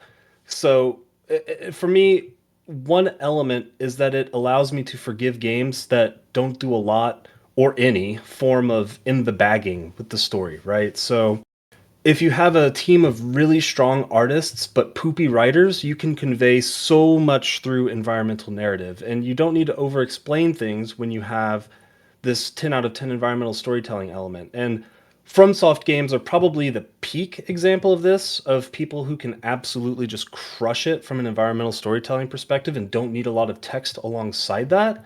But again, with this elevator scene, so scroll up in this goddamn Discord channel and just indulge me and click play on this video. And so right away, your environment is in this dark, nearly pitch black, and oppressively industrialized zone. And you hop into this elevator, and it looks more or less like some extremely out of step in terms of its nearby area and how ornate it is. And it establishes this sense of a Farloon hierarchy, and it's clear that this elevator isn't meant for the coal workers below. And so then you get to the top, and the framing changes, and the gate acts like a camera shutter that's entirely silhouetted against the light in the room behind it. And this tells you that something has just fundamentally changed about your environment, where you're at in the story, where you're at in Farloon, and there's just it's something totally different as you just end up clocking out at the factory and you arrive at this pristine white flower bed that just says a lot about where you were at, where you're transitioning to, and where you've arrived essentially. And yeah, like I said, this is all shit that as I was playing this game, it registered in my brain, and I was just like, that is absolutely fucking brilliant, but it's kind of subtle and understated. In Silksong specifically as well, like so much is in the background that is so very much like that. And I'm just curious, because again, I don't feel like we talk about this stuff that much, or at least we don't talk about it again as much as I think about it. So I'm just curious how you guys factor in things like environmental storytelling in games like this. And it doesn't have to be Silksong specifically, because I think there's other games we've played that have done it really well. Even like the System Shock remake had a lot of really good diegetic environmental storytelling. So I'll shut the fuck up there and let you guys kind of suss it out, but I'm just really curious where you fall and stuff like that. So I actually remember explicitly thinking about this for Unsighted because, and I know I remember not actually mentioning it at all in that episode, but I did think about it where you know how they have like the Dark Souls, well, not Dark Souls, but like, you know, like the Metroidvania, or like it's even like Neo, where like there's like the little things you can read about the game, and it shows like conversations of people in the past and like right before they died and stuff, and it's also like System Shock, but like the ones in Unsighted, I actually liked a lot, like a lot. I thought it was like one of the best parts about the game, and a lot of that has to do with like the snappy writing that was just really short and made it easy for me to understand. So that coupled with like scenes like this would make me like it a lot because like like I didn't really think about it consciously, but I do really like the Silk Song one, and that's because I do have a rough idea of what's going on in the story. But then I think about something like Mio, and I just think about like those super emotional scenes that I'm just staring at them, and I'm just like, these look cool, these look amazing. The vocal performance reminds me of like I Am the Beast, like the breathy dude. But like I just don't care because I don't even know what's going on. So I feel like I need a little bit of in the bagging for me to like fully appreciate the cool visual shit, if that makes sense. No, it does for sure. I want to comment on one thing because Thomas, would you agree that environmental storytelling is more or less the same thing as show don't tell? Yes, I would. Okay, I agree, and I think that, and actually this is kind of unrelated to that, but regardless, I was just kind of curious. But I think that what happens with show don't tell and environmental storytelling is that it's kind of like Ben said, it's not getting put in the bag. It's kind of relying on it may not even be your conscious observation, but it's relying on observation period where like you are seeing all of these things that Thomas described with the Silksong cinematic, and you may not be processing all of this stuff consciously, but you may be like interpreting it in the back of your brain. And sometimes it does kind of come to the conscious front of your mind. Like I remember consciously thinking when I was playing Silksong and you go through the broken elevator at the very start of Act 2. I can't remember the name of the city that you're in, but you fall down into like the worker area and you like kind of intuit how terrible like the working conditions of the people in this city are, and that tells you a lot without having to actually tell you anything because it's just showing you everything. So the only thing I'm really highlighting is that I think a lot of this stuff is preying on like psychological subconscious communication of the story. And I just want to push back slightly, not strongly, just very, very slightly on the idea that we don't really like talk about this much in our episodes, because I think that good utilization of show don't tell just makes for a good story. And I feel like the vast majority of the time, if a game has a good story, that means that it is using show don't tell well. Well, and here's the thing. Here's how I would push back against that, because while I think that it's probably a fair axiom to say that all environmental storytelling is show don't tell, but not all show don't tell is environmental storytelling. So, I mean, a scene of like, I don't know, the fucking guy from Reservoir Dogs just cutting the other guy's ear off. That's showing, not necessarily telling, but it's not environmental storytelling. It's just the actions on camera speaking for themselves rather than the words being said. So, again, I think we talk about a lot of things that are shown, but not necessarily in terms of environmental storytelling, extremely, extremely, extremely specific. And that's not entirely true as well. I'm not saying we never talk about it. I just feel like, again, I just feel like we don't talk about it as much as I find myself thinking about it, which is pretty much all the fucking time. I mean, for what it's worth, to your credit, I actually do agree with you, Thomas, and that, at least speaking for myself, I don't, to the extent, because I know that you do think about it a lot. Because I remember in the early episodes of TASH, you used to have like these really long soliloquies of these things that like really interested you, and then like you described kind of earlier, I think earlier this week, it would just be other people just nodding their heads. You know what I mean? Mm-hmm. Yeah, for me, it's more it'll enhance like an already sick narrative, but like because for me, like Dark Souls 1 as like a world building thing, it's like past, oh yeah, this is cool. I don't really give a fuck. But for like Signalis, where you already have like something that's very complicated, and then you need to use a lot of the world building elements that it uses to put more pieces of it together, is when I like it a lot. So it's just a matter of how much did you get me interested with the main story for me to want to actually look into these environmental tells that you're giving? Yeah, interesting. How do you feel about individual story moments conveyed through the environment that may be less related to the main so I'm kind of thinking oddly enough, Thomas, you said FromSoft might be the masters of environmental storytelling, but I unironically think that Team Cherry might be better at it, because there's the example I mentioned earlier when you first get to the fucking city in Act 2 of Silksong. Jesus Christ, someone find the name of that city, please.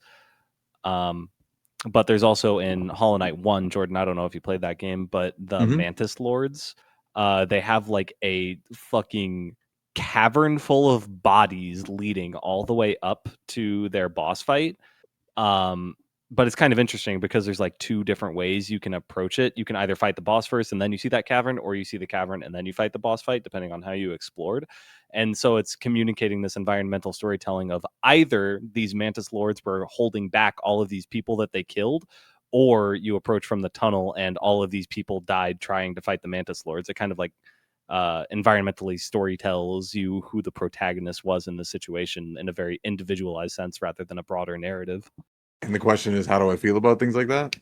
Yeah, like stuff that's not necessarily related to the main plot, but just like small moments. Typically, most things like that for me, like when Tom said like the elevator thing in Hollow Knight, and he's like actually explaining kind of like what you're supposed to piece together. Typically for me, it's more just like, oh, the framing of this is cool. It's kind of just more like a cool, like, oh, there's a bunch of bodies here. That means that these guys are gonna be crazy or something. And in the inverse of that, if you do that and then you beat their ass, then I think that that's kind of like dissonance. That's like not good. But I don't think that that really happens that often. Um, but for me, it's more just like, oh, that's cool. And really, I don't kind of like piece together more of the narrative of it explicitly, unless, like I said earlier, it's something that hooked me. But with this Yeah. all being said, I think the game that we played that's the best world building game, and I don't think it's even close, is Mio. I think Mio is like the closest thing I've gotten to in like the past couple years of gaming where I felt like I was experiencing a world that exists versus something that was written. It's so funny that I have such a viscerally opposite opinion of that game than you guys, because and it's something that really pissed me off about that game is because I felt like from like how great the cinematics were that the developers were so fucking cocksure that everyone experiencing this game would fucking love it, but they did not run into me. So, Jordan, a lot of things you said were interesting to me. So, um, I think personally, kind of think Mio is a little bit of like Timu Silksong in the way that it did its world building. There's a lot of. I'm not going to get into the weeds, but I do feel that way about it. But I think what I'm gleaning is that it sounds like to me that environmental storytelling like this is something that can boost maybe an 8 out of 10 narrative up to like a 9.5, 10 out of 10 narrative, but it won't replace a narrative itself, Yeah, essentially. it definitely won't replace. I don't think of it as boosting an 8 out of 10 to a 10 out of 10. I think it's taking a 9 or 9.5, like a really, really good one for me, and then wanting to put together the rest of the pieces to really like form the whole. Like when you watch like a YouTube video explaining like 4 hours of like what Signalis is, that's when I think that those details to me come through more than just oh, this is a cool hallway with a lot of dead bodies or something. Yeah, because I don't know. Again, I think about a lot of, and I think about this in a lot of different ways because it's just, and again, if the idea is it's hard for you to like stay consciously dialed in to paying attention to some of those details, I think that that's probably true for a lot of people. Because like there's so many things in Silksong, like how I don't remember the zone, but you'll see in the background there's just like a pillar of bodies that's basically acting as a pillar for Farloon, and it's all the pilgrims that tried to climb up there that died and are just literally holding up the city. And I think that's shortly before you fight old what's her face that is the gatekeeper to Act Two. I forget the last judge. And then there's things like Scarsinger Carmelita being fat and decrepit and then fighting her inside of her dream and shit like that. That like it all coalesces in a way that really it allows me to craft a narrative in my head almost where they give me enough to say here's what happened, but they don't say how it happened. And so it ends up being up to me to piece together how it happened, and it lives in that sort of liminal space between exposition and show don't tell where it shows me just enough to where I can fill in the gaps. And I just like doing that in general in games. And I know that you and Ben are the very, very clear fucking opposite of that. So it's just interesting. It's very interesting to hear your perspective on this. Yeah, and I think I just gained a new perspective in literally the last second because I was actually thinking about Signalis, where maybe, and this is like completely conjecture because like I have no idea until like I experience this hypothetical that I'm about to tell you guys, but like maybe one of the reasons why I just could not get into the narrative of a game like that is because of like the mental stack of everything that I'm experiencing. Oh There's like yeah. this complicated story that I need to piece together. Well, I need to do resource management and all these fucking puzzles and shit in the Resident Evil Hmm. combat. Whereas if the gameplay, oh, like if the story was exactly the same, but the gameplay was like Hobbs Barrow or 1000X Resist, I get this feeling that I actually might fucking love Signalis. Interesting. um, Yeah, I can see that. I like that mental stack overload. So I think that's why I like Signalis a lot. Like if you put Signalis' story inside of Edith Finch, I'm probably gonna get mad. So like True. you kind I of guess I'm need. the opposite. So are Because you saying that like the ratio of mental stack between gameplay and narrative has to match to a degree? You ask me. it's, well, for me, I think it's simpler than that. I just don't want to do that fucking work. Well, I mean, for I have Jordan's, I'm trying to wrap my head around your statement. Are you saying that if the mental stack required to piece together the narrative is at odds or disparate with the mental stack required for the gameplay, that you don't like that? Is that yeah. okay? I see. It Yeah. feels a little douchey because it feels like you kind of just want to, in the sense of video games, because I still think of video games as interactive media, and I think of walking sims as like a way to make a movie without having a camera. Like, figure out some gameplay systems to tuck it in there as well, and then like just make everything more interesting. And when you can tie them all together, like La Mulana is like the pinnacle of gameplay mixed in with narrative, to where it's like just completely blurred. Where if you can do that, I love it. But if you're just going to be like, here's a surreal, complicated Cthulhu story, and all you do is hold W, I'm not going to be happy. Okay, I see what you're saying, and maybe my examples are too extreme. Like maybe not Hobbs Barrow, but just a regular game that is just a game. You know what I mean? As opposed to like all these fucking management systems that I need to think What's about a all the time. what's a regular game that's just a game? Devil May Cry. Okay, so still like a game, not like a Yeah, walking sim. yeah, Yeah, yeah, yeah. yeah, that'd be fun. Like in the context of that, I always think of stuff specifically. I think of something like Last of Us, where it's like a very, very, very, very, very story-driven game. And they probably could have gone the direction of walking sim if they really wanted to, kind of like almost Telltale game style, perhaps. I know those aren't walking games, but you know what I mean. But I actually really like the gameplay in Last of Us because uh, it serves to actually like bond you with the characters a little bit more. So like how the death scenes in those games are really messed up, and it like Yeah, zooms in on the characters' faces and they get fucking mauled. And it also highlights when the character shifts are, like when you play Ellie and Winter.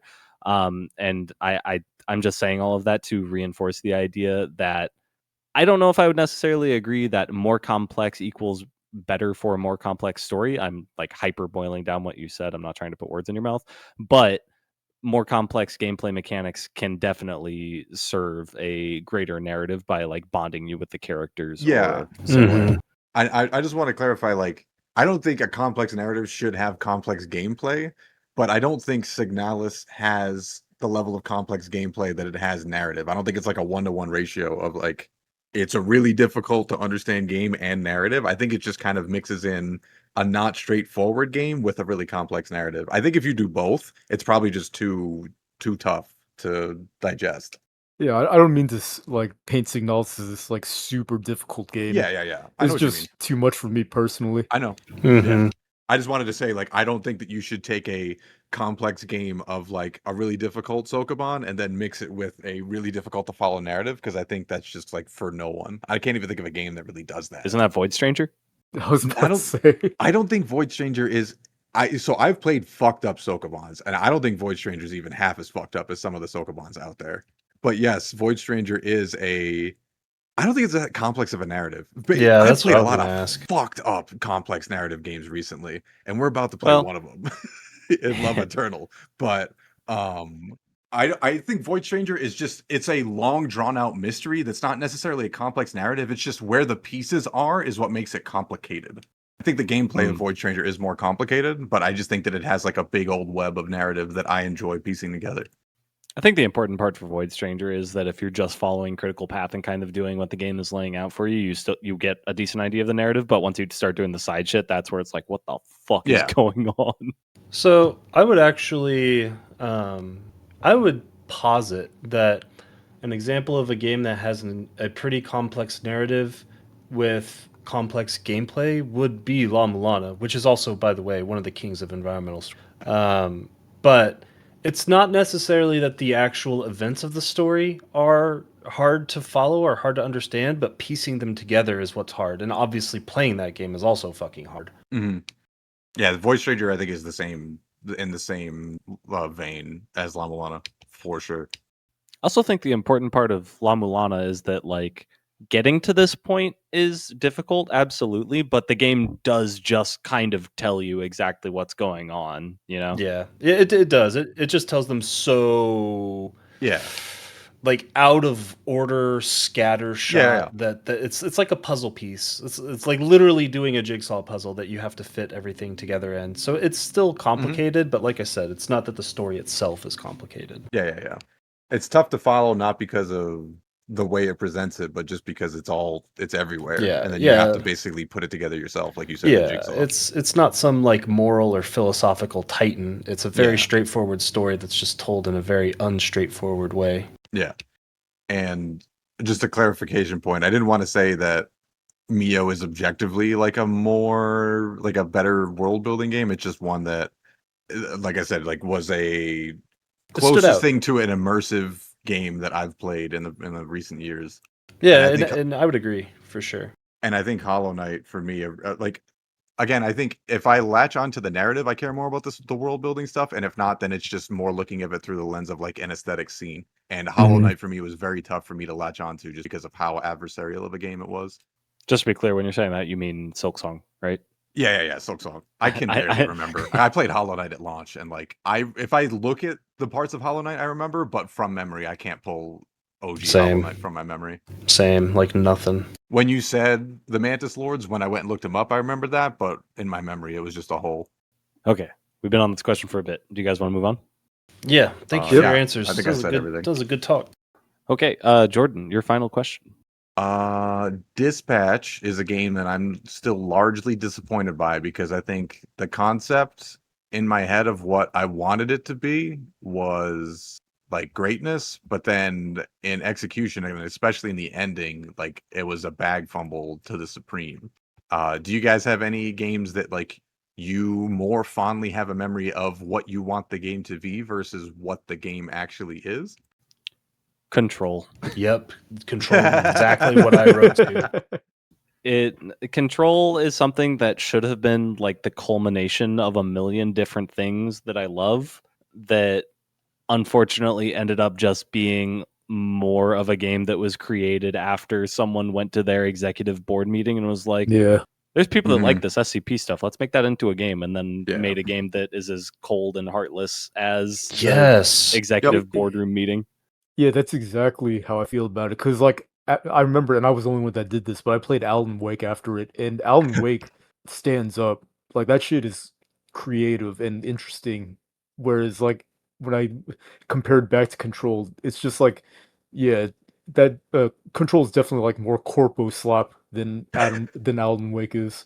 Yeah, it's crazy to me too because like I pretty much on the nose answered this question the exact same way Seth did, and if this game had even remotely sniffed something like a compelling narrative or even a more fleshed out, enjoyable character, I think that that game could have shot itself up into the stratosphere, but it just ended up being so bland and boring and soulless. It's crazy how badly they fucked up that game. Yeah, I agree 100% with you guys. It really was just like a shotgun of good ideas that ended up all of the bullets in the shotgun were blanks. Like they shot out, but nothing fucking happened. Yeah. Because there's so many small individual good ideas. Fucking Ati, fucking the big light bulb monster that you fight, the SCP inspiration. All of it is great, but it just doesn't go anywhere with any of it, and it makes me Mhm. so sad Mhm. to think about.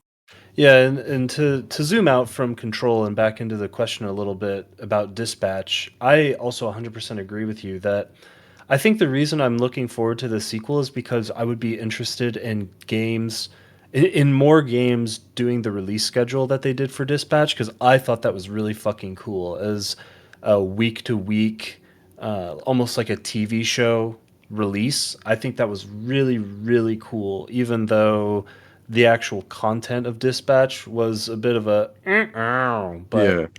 like yeah, that's why I say I'm looking forward to the sequel because I think there is still so much untapped potential inside of Dispatch, but I 100% agree that it didn't live up to any of what I was hoping it would be. Mhm.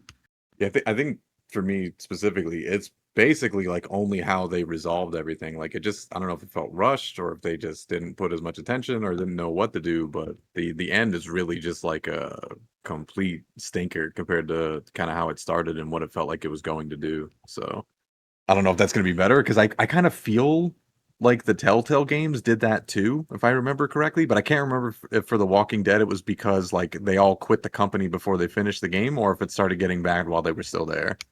Yeah, I never played any of those games, so I have no clue. I only remember the first one, which I think was just a solid game, period. Yeah.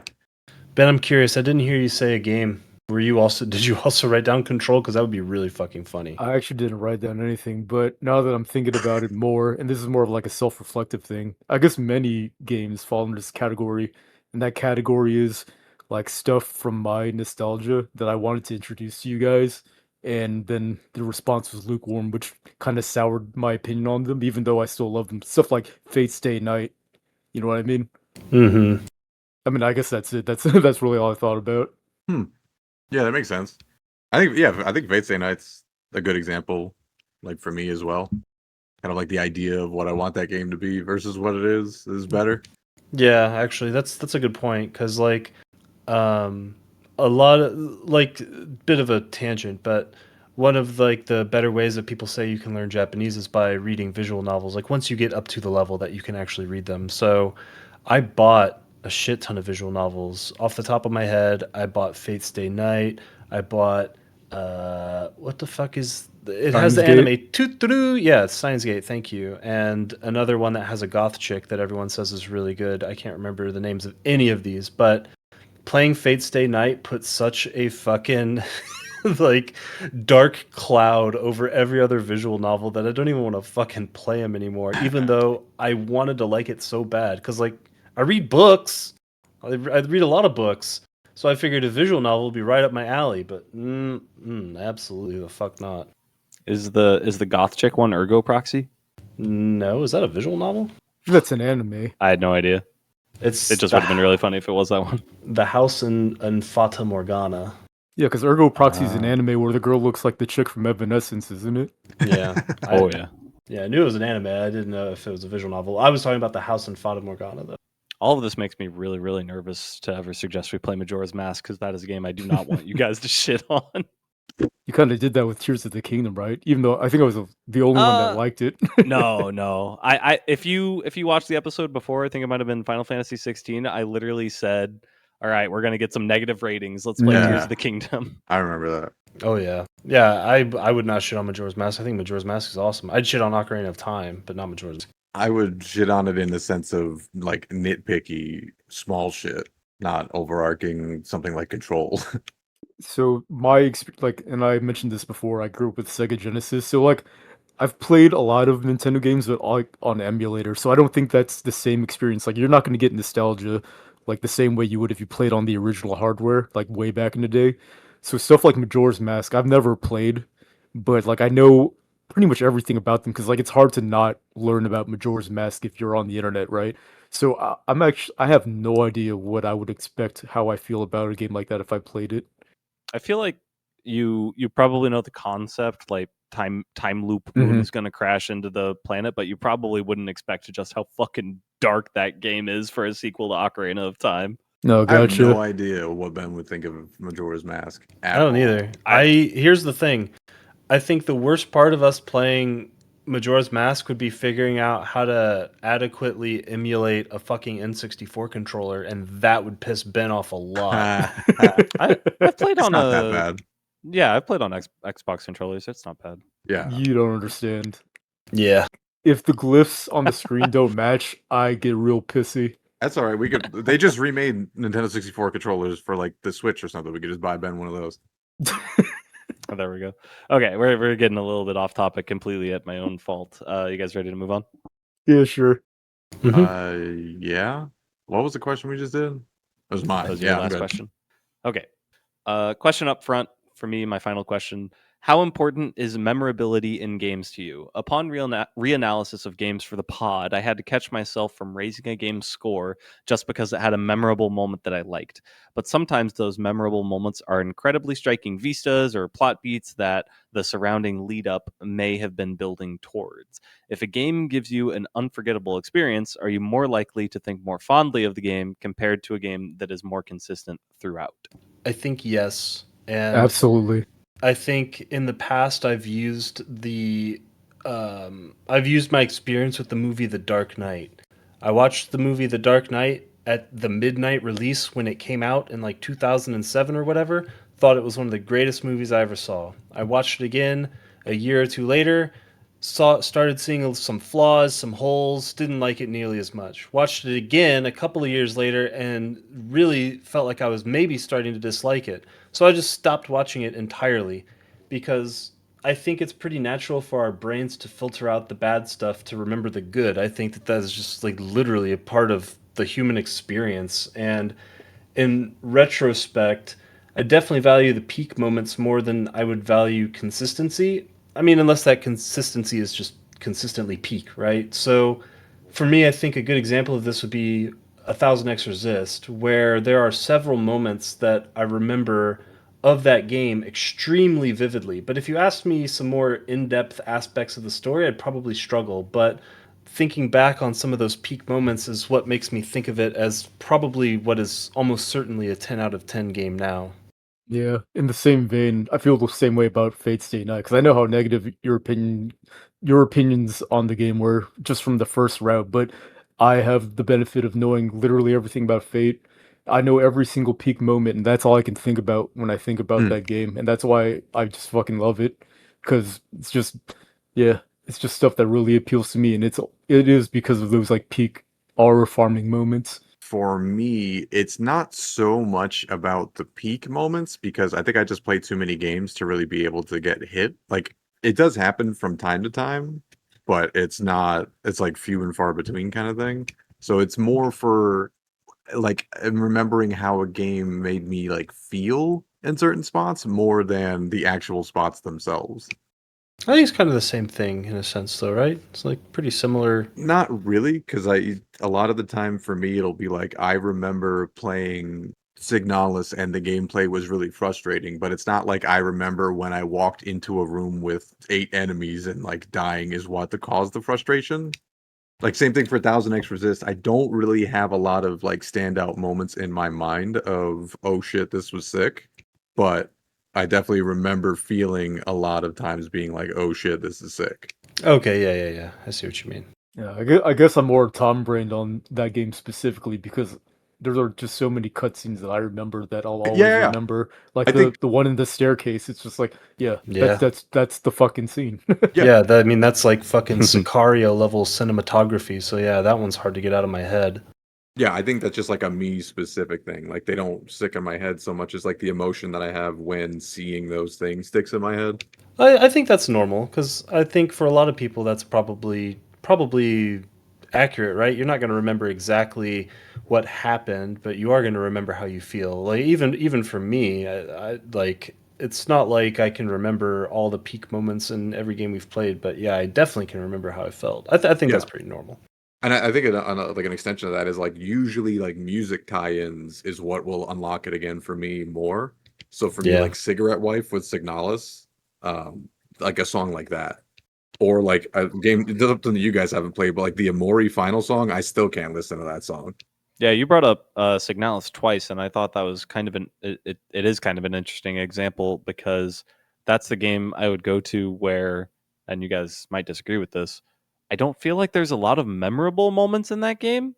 Um, and that might just be a consequence of like how separated everything is by the gameplay. Like I can remember like individual cutscenes, but to me that game is more about how the like story adds up over time and the more Mhm. understanding that you get where like one of the like some of the initial cutscenes might get more interesting and memorable after you have the full understanding of the story, but not as much as when you first start playing it. Does that make Yeah. sense? No, for Yeah. sure. The Signalis definitely has the moment for me with Cigarette Wife because Cigarette Wife is kind of like the okay, this shit's getting real kind of like moment of the game. So that's why like I think music really helps me kind of remember like those standout moments more than like visuals. True. And the same with Expedition 33, Top of the Monolith, all that. Yeah, that game's very visually striking in its art design. So I think that that one is an exception to the rule. Yeah, Expedition 33 kind of falls under the same vein in this category as Baldur's Gate 3, where it's just very, very consistent throughout. Like, there's not, Yeah. you can't go like 2 or 3 hours of playing Yeah, that game without getting something memorable. exactly. Yeah, especially Baldur's Gate 3 because like it's a little bit different from a game like Expedition 33, where that's just a much more curated experience. Yeah, Yeah, that's what I Baldur's was gonna Gate say. 3, that game will surprise you because like Yeah. you'll just experience something you're like, they really fucking thought of that. They Exactly. they did.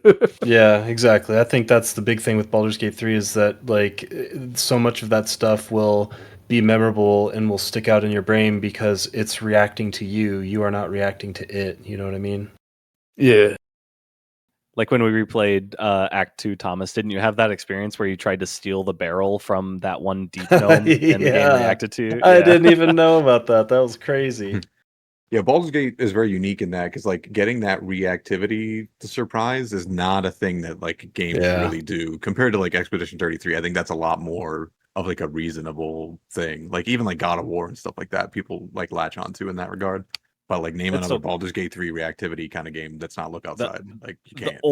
only one that comes to mind is Look Outside, and it's Yeah. still like not even Mhm. close. It's not even remotely close. Yeah, you're only gonna get that in the realm of CRPGs. And I was gonna That's say it. the other one is Baldur's Gate 1. Yeah. True. All right. Are we done with our zoom in? Yeah, that was great. That's good stuff. All right, so our final section, and I figure we'll probably just go in order of questions unless someone has one they want to bring up sooner. But we're just going to be looking at broad reflective meta trends, again, anchoring to the games that we played for the podcast. And we'll just get through them. Do we just want to go through these, like each person reading their questions? Sure. I mean, Well, I don't Jordan- even mind just going down the list if whatever I think makes it's it basically easy. Yeah. I think it's basically the same thing because we wrote them like basically in order and Yeah. Batch wrote them. So I didn't get a Um, chance to write too many, so I might insert some as we go. But probably not. But Jordan, go ahead. hold on, I got a secret question. Seth, why did you stop picking games that were lesbian love stories? There's not enough of them. Give me lesbian love stories, and I'll keep fucking picking them, bro. Didn't I pick didn't- one? Didn't you Didn't- pick 1KXR? He Yeah? did, yeah. Didn't I just what the pick hell? a lesbian game? Oh yeah, we I haven't think played it yet. so. Set yourself on fire. Is that the Yeah, one? that yeah, one. Yeah, That's that a is lesbian game. So The basically, return. Seth has somehow planted the seed in our minds so Yeah, Very exactly. true. I don't know. I get free picks now. that. I mean, I didn't really need that influencing. I've always been a fan of lesbomancy. Witcher 2. He's a Uh, lesbologist. First real question: how has TASH affected how you look at games? Oh, I can answer this question. So I kind of like mentioned this in the Discord earlier when Jordan brought it up, but like I've never, for some reason, even though it's so conventional and obvious to do, I've never really thought about games as like a rating out of 10. I either like it or it's uninstalled and or Steam refunded. And that hasn't really changed. But what has changed with Tash is that the the scope of what I would consider good enough to not uninstall has increased dramatically. Like games like Mimic Logic and Lethal Weapon, I would never have fucking played on my own. Mm. But now, like those are games that I really look forward to, if that makes sense. Interesting. Oh yeah. But if I don't like a game, I really want to fucking uninstall it still. What's the last game that we've picked that's been the case for you? See, Signalis. There's probably one after that, but that's like just the one that comes off the top of my head. It felt like it hasn't really happened a lot, and if it has, you haven't really expressed it to us. Yeah, But I feel like if it would, we would know. That's why It's I don't probably a think- puzzle game. Probably Linelith. yeah, that's a good one. Puzzle That games definitely are a would've pretty gotten safe uninstalled. bet. I mean, he did only do like 30 of the puzzles, right? So he basically That's did true. uninstall it. That's true. Dark Queen of Morthome. Ooh. Yeah, That's those funny. are all good answers. Off. Uh, Oh Yeah, yeah, for sure. for me, Tash hasn't really affected the way that I look at games, but it has definitely affected the way that I think I interact with them. Because I think I mentioned this in one of the recent games we played. I forget which one, but since I have a tendency to like things a lot, I usually have a very high barrier of entry. So like I just never had the patience to suffer through things that would piss me off in the first like literally 15 minutes. Like you need to come in strong with a good first impression or I'm just going to move on to the other thing that I'll probably like, you know what I mean? And I think that playing games for Tash has increased my patience level to realize that Mhm. if I do actually just stick with a thing to push through that initial first impression pissing me off, then I've probably missed a lot of like diamonds in the rough that I would have otherwise liked. Do you feel like when we pick a game and it doesn't pass that like barrier to entry for you, that you end up rating it like basically on average? Do you feel like you rate something lower when that happens? Because it's making me wonder if you have like a wider disparity between your scores with not as many towards the center, like a reverse normal distribution. I don't know. I think I end up fairly objective. I doubt that I have a reverse normal distribution, but I think I end up decently objective by the end. Like I can separate myself from my first impressions, provided I'm 5-6 hours in or something. I think that answers your question. I don't really know. I think so, yeah. I didn't really think about it, but now that you brought that up, I can think of an example. Maybe this isn't fully fitting what you're saying, but like I think of I Am Your Beast, where when I first got that unlock condition where you had to like get a bunch of like S ranks, and I had 0 S ranks, not even like an A rank. That was pretty upsetting. But when I powered through, I ended up enjoying the game a decent bit. So I don't know if that perfectly fits, but that's what I think of when I heard what you were saying. Sure. Yeah, for me, how it's changed how I look at games, I just wrote down one line, and that is that I have joined the coalition of giving larger studios less credit and leeway, and vice versa for smaller / indie Oh, yeah. studios. So Oh yeah, me something too. like something like Look Outside, I don't know if I would have rated a 10 if it wasn't from basically a solo dev. Oh, that's what Oh, you that's mean. Interesting. And in both directions, yeah. Like I'll kind of hate on like more AAA stuff more now, I think. Like Sure. Control, for example. My first experience was pretty good, but after like critical review, it's like, yeah, they definitely could have made a better game. But yes, it's the opposite for Look Outside, where it's like, holy shit, one person made this? What the hell? So Yeah, if that's actually interesting. Just real quick, because now that you say that, I think I've actually done the same. Where before Tash, I don't think I ever really considered like the dollar to fun ratio, but after Tash, I consider it a lot more. True. Yeah. Yeah. so if something like Control was made by one person, you would be like, "This is the greatest game ever made." I don't know if I would go that far, but it would probably have gotten a It would be point impressive. just from the it would be from the point of like, how the fuck did one person do Sure. this? Yeah. Yeah, Okay. definitely. You want to go? Well, what about your answer, Jordan? Oh, Yeah. It hasn't really changed much for me. I think I just kind of have slight more patience with games, but it's more. The biggest thing that's changed, I think, is that I'm okay with going down in difficulty versus where before I would probably just uninstall a game. Where now it's like, okay, I do have to still finish this, so let's just go to easy, or let's use cheat engine to speed it up, or something along those lines. Versus before, I would just be like, nah, it's gone. Do you tend to find when you lower your difficulty in those situations that your score does it stay the same, go lower, or go higher?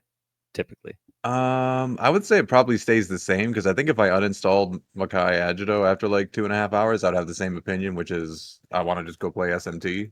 So I think I would just got to that opinion there 8 hours quicker. Yeah. Yeah. All right. Next question, Jordan.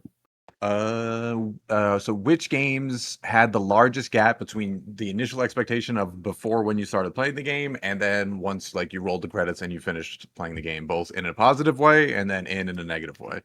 Mio was definitely my answer positively. I was as low as a 4.5 on that game, and it rose all the way up to it's sitting at a 9 now.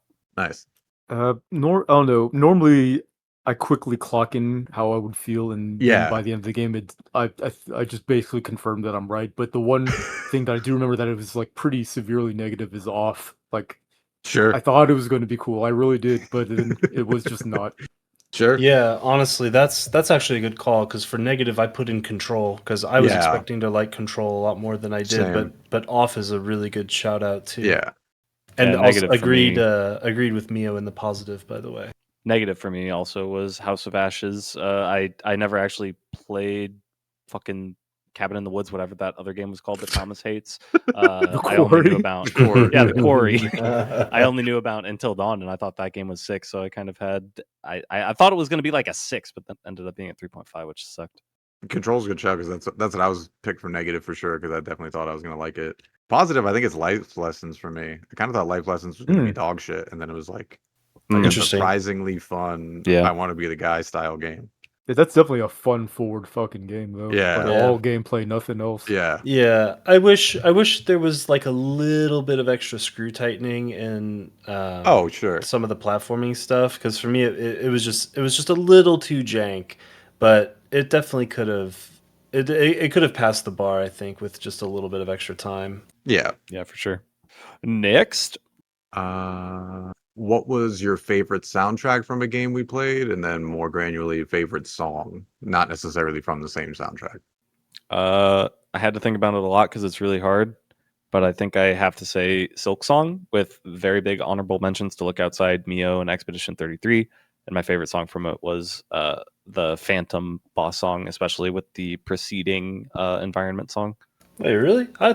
Didn't we just talk about this? I thought you were for sure gonna say Expedition 33 was your favorite soundtrack.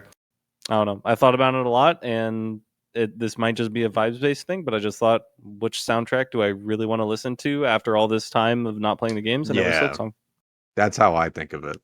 Yeah, I was just talking about that the other day, because I think of the games we've played, my top 3 soundtracks are probably Expedition 33, 1000 X Resist, and Silksong, probably in that order as well. What did you say your favorite song was, Seth? The Phantom song paired with the preceding environment song. Yeah. Oh, So What was your song? I haven't said it yet, because Oh. if I say my top 3 soundtracks in order were Expedition 33, 1000 X Resist, and Silksong, what do you guys think my favorite song was? I'll give you one guess. I'm gonna say the boss outside the window from Look Outside. Not a bad guess. It's actually the Skilla songs from Hades 2. Yeah. Gun to my head. Oh, wait, you said that. I'm gonna Yeah. claw out your eyes and drown you to death is probably my favorite. Yeah. That was individual song. actually Makes my sense. answer. And Hades 2 in general. And I mentioned this in a couple other podcasts we did, but like the way I listen to music is that like basically if it doesn't have earworms, the music basically just doesn't exist to me. So games that require you to repeat a gameplay loop so that it's almost hypnotic and just gets stuck in my head. Those are the songs that I resonate with. And for me it was Hades 2 and it was the Skilla song. Nice.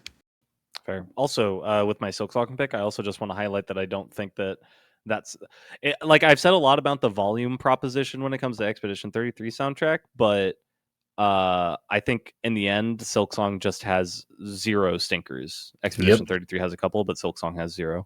A literal 0. I do want to give an honorable mention to Silksong because, like, I didn't really remember the music at all, but I do remember cutting up the B-roll, and then I heard in Caden Live, like, the little preview clip was playing, and it was the Lace boss song the first time you meet her, and I was like, this song Yeah. is amazing. So Every I'll give Oh, that yeah. credit. every single Lace boss fight song, it builds on itself. It uses the same kind of leitmotif, rhythm, melody, and every single subsequent version of that song is so fucking good. How about you, Jordan? Yeah, I think for me, number 1 soundtrack is Look Outside, number 2 is Clair Obscur, and number 3 is Paradise Killer. And then my favorite song is probably Cigarette Wife or Through the Window from Look Outside. It's really close, and I don't know which one to pick between the two of them. Those are all really good. Yeah, definitely. Oh, I have to do another honorable mention because it's still stuck in my head, literally this exact second. The regular vanilla combat theme of Makai Gito. Yeah, dude, if I could remember the song, I was going to sing it when you said earworms, but I couldn't remember it. I mean, I could do it right now, but Don't it's do it gonna because sound it's going to bad. get stuck in my head. Because it was in my head for like a week and a half. I would just like hum it randomly walking around and be like, what the fuck song? Oh, yeah. And so, yeah, I definitely resonate with that. Damn, you guys got me browsing fucking new video game vinyl to see what I can pre-order. The Signalis soundtrack pre-orders are heinously expensive. What I the figured they would be. Ooh, God, the Figured there's- promise it's- on fucking vinyl. Oof. I feel like it's not a big run. Is probably why that would be so expensive. Yeah. I don't even think Look Outside's going to have a vinyl. Does Yeah, it? I doubt it does right now because they still make new songs for it. True. That's so funny. All right, Jordan, next. Which game was the hardest for you to complete that you actually completed? Do we all have the same answer for this other than Ben? Is it Control? No. I kind of- Then Fate no, Stay we don't. Night. Oh, no. It was No, Control no, for no, me no. by far. I wrote probably off because that game was pretty miserable for me. And I would say Fate Stay Night, but I will give that game credit in that it is easy to consume. Yeah. I didn't have a problem finishing Fate Stay Night at all. I fucking marathoned the shit out of that game. It was easy. long and it was unpleasant, but I mean, Yeah, I just pulled it up exactly. at work and I was chilling. Exactly. You guys are made of stronger stuff than me then, because it was so hard to sit there glued to my screen reading those words for 20 hours. I'm really curious about Ben's answer. Really? I thought you guys would know what my answer is. It's Signalis. Signalis, yeah. for sure. Oh yeah, of Obvious. course. It's Signalis are off, basically the same as before. So yeah. No, off was So funny. much more palatable, even though the game sucked. Man, that's crazy. I did not expect such a wide array of answers, other than I knew Ben was going to say Signalis. I thought all of us were going to say Fate Stay Night, and none of us, other than me, said it. Yeah. If it was any more difficult than a visual novel to consume, I definitely would have said Yeah. it. But at the end of the day, like I can just kind of lower my reading comprehension, like ceiling, and just hit space a bunch of times to get through the story, and Yep. just pray to God that observation is going to carry my subconscious through. Yeah, exact same for me. Next. What is the game that you're most likely to replay on your own volition? This is a cheating answer, but it's Slay Aspire 2. That is kind of Also, cheating, That actually. is very cheating. Wait, I didn't- actually, I put the specific caveat in my answer that not counting games that are releasing new content, and the example I put in there was Silksong. Probably one of the smaller games like Ooh, where there's stuff that I didn't do and it's short enough. I guess another legitimate answer for me is Toho 15, because like Oh yeah. I know that I'm going to replay it before I die. Yeah, that's fair. yeah, I definitely put Silksong because of the DLC, but if we don't count that, then Doesn't count. probably Base game which only. one was it? Paradise Killer. I've really had Oh. to play that game again. Interesting. It was interesting. It's look outside for me, not even counting new content. Yeah. I think the most realistic answer for me is Baldur's Gate 1. Like Oh, yeah. Oh, that is a good one. That's a I'm good gonna one, play too. that game Me again too. at some point. Yeah, same. So that is a good answer. Yeah. What is the game you're most likely to generally recommend to someone that you meet that's like, I like video games, recommend me something? And Lethal you Weapon. can't ask them clarifying bad. questions. You just have to give them a game. Okay, wait. I have one caveat for this. We can't say Game of the Year winners. Oh, well, Lethal that's Weapon? fucking hard. You could say Lethal. What the hell is lethal? You said lethal Lethal weapon like Dungeon. 3 It means times Lethal now. Dungeon. Okay. Oh, Lethal Dungeon. I'm so sorry, like- guys. Lethal Dungeon. I'm I so don't know so why to correct you, sorry. because I thought it was funny. I kept thinking of, It I just didn't kept even thinking of occur to fucking me. Mel Gibson and Danny Glover. I'm so drove this sorry. shit. It didn't even occur to me. I was fucking up. Well, because for this, I had to clarify because I knew you were talking about Lethal Dungeon Uh. before, but this time I was like, he could be talking about World as Your Weapon. That's so... very funny. So Lethal Dungeon is your answer? Yeah, Lethal Dungeon. Okay. That's funny. For me, I know that the question says there's no other insight on tastes, but if I have to make a snap judgment and I realize that this person is probably a gamer-ass gamer, then I would actually probably say Baldur's Gate 3. But if they're more normie and less gamer-ass gamer, I think I would actually probably say Dispatch. Oh, that's a good one. True. Yeah, I wrote down Baldur's Gate 3 and Expedition 33 because those are pretty easy gimmies. So I personally decided no Game of the Year winners. So I said either Forgotten City or Paradise Killer to get them on the Outer Wilds pipeline. I don't think that. Wait, you said Paradise Killer? That one's crazy. Yeah. I don't think This isn't the 33 most likely game that they'll play. This is the game I want them to play, so they'll That's play very Outer funny. Wilds. Yeah, it's very funny that Mm. you took the question in a different way because I would Wait, pick a game that I would think that they would enjoy. Wait, are you saying that I might Same. like the Outer Wilds? No. Oh, No. okay. No. We've had a discussion about this at length. I would love to pick it, but it's pretty anti-you. For multiple reasons. All right. Yeah, I don't think Expedition 33 is a good normie game. I think that there's too much like game shit in that game. Yeah. Like Yeah, when I like- saw people wanting Charlie, I almost said Charlie Cox to play the game, I was like, he's not gonna fucking like that game because it's just like too hard for someone who does not play Mhm. video games to try to pick up. 100%. I don't know.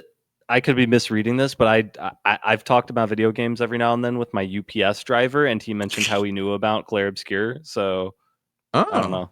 That's interesting. Maybe he has a podcast on games. You gotta ask him about that. True. For me, it's Joe, either- if you're listening to this, shout out to you. I think unfortunately it's Tears of the Kingdom. If it's from a game that we completed, it's probably Final Fantasy 16.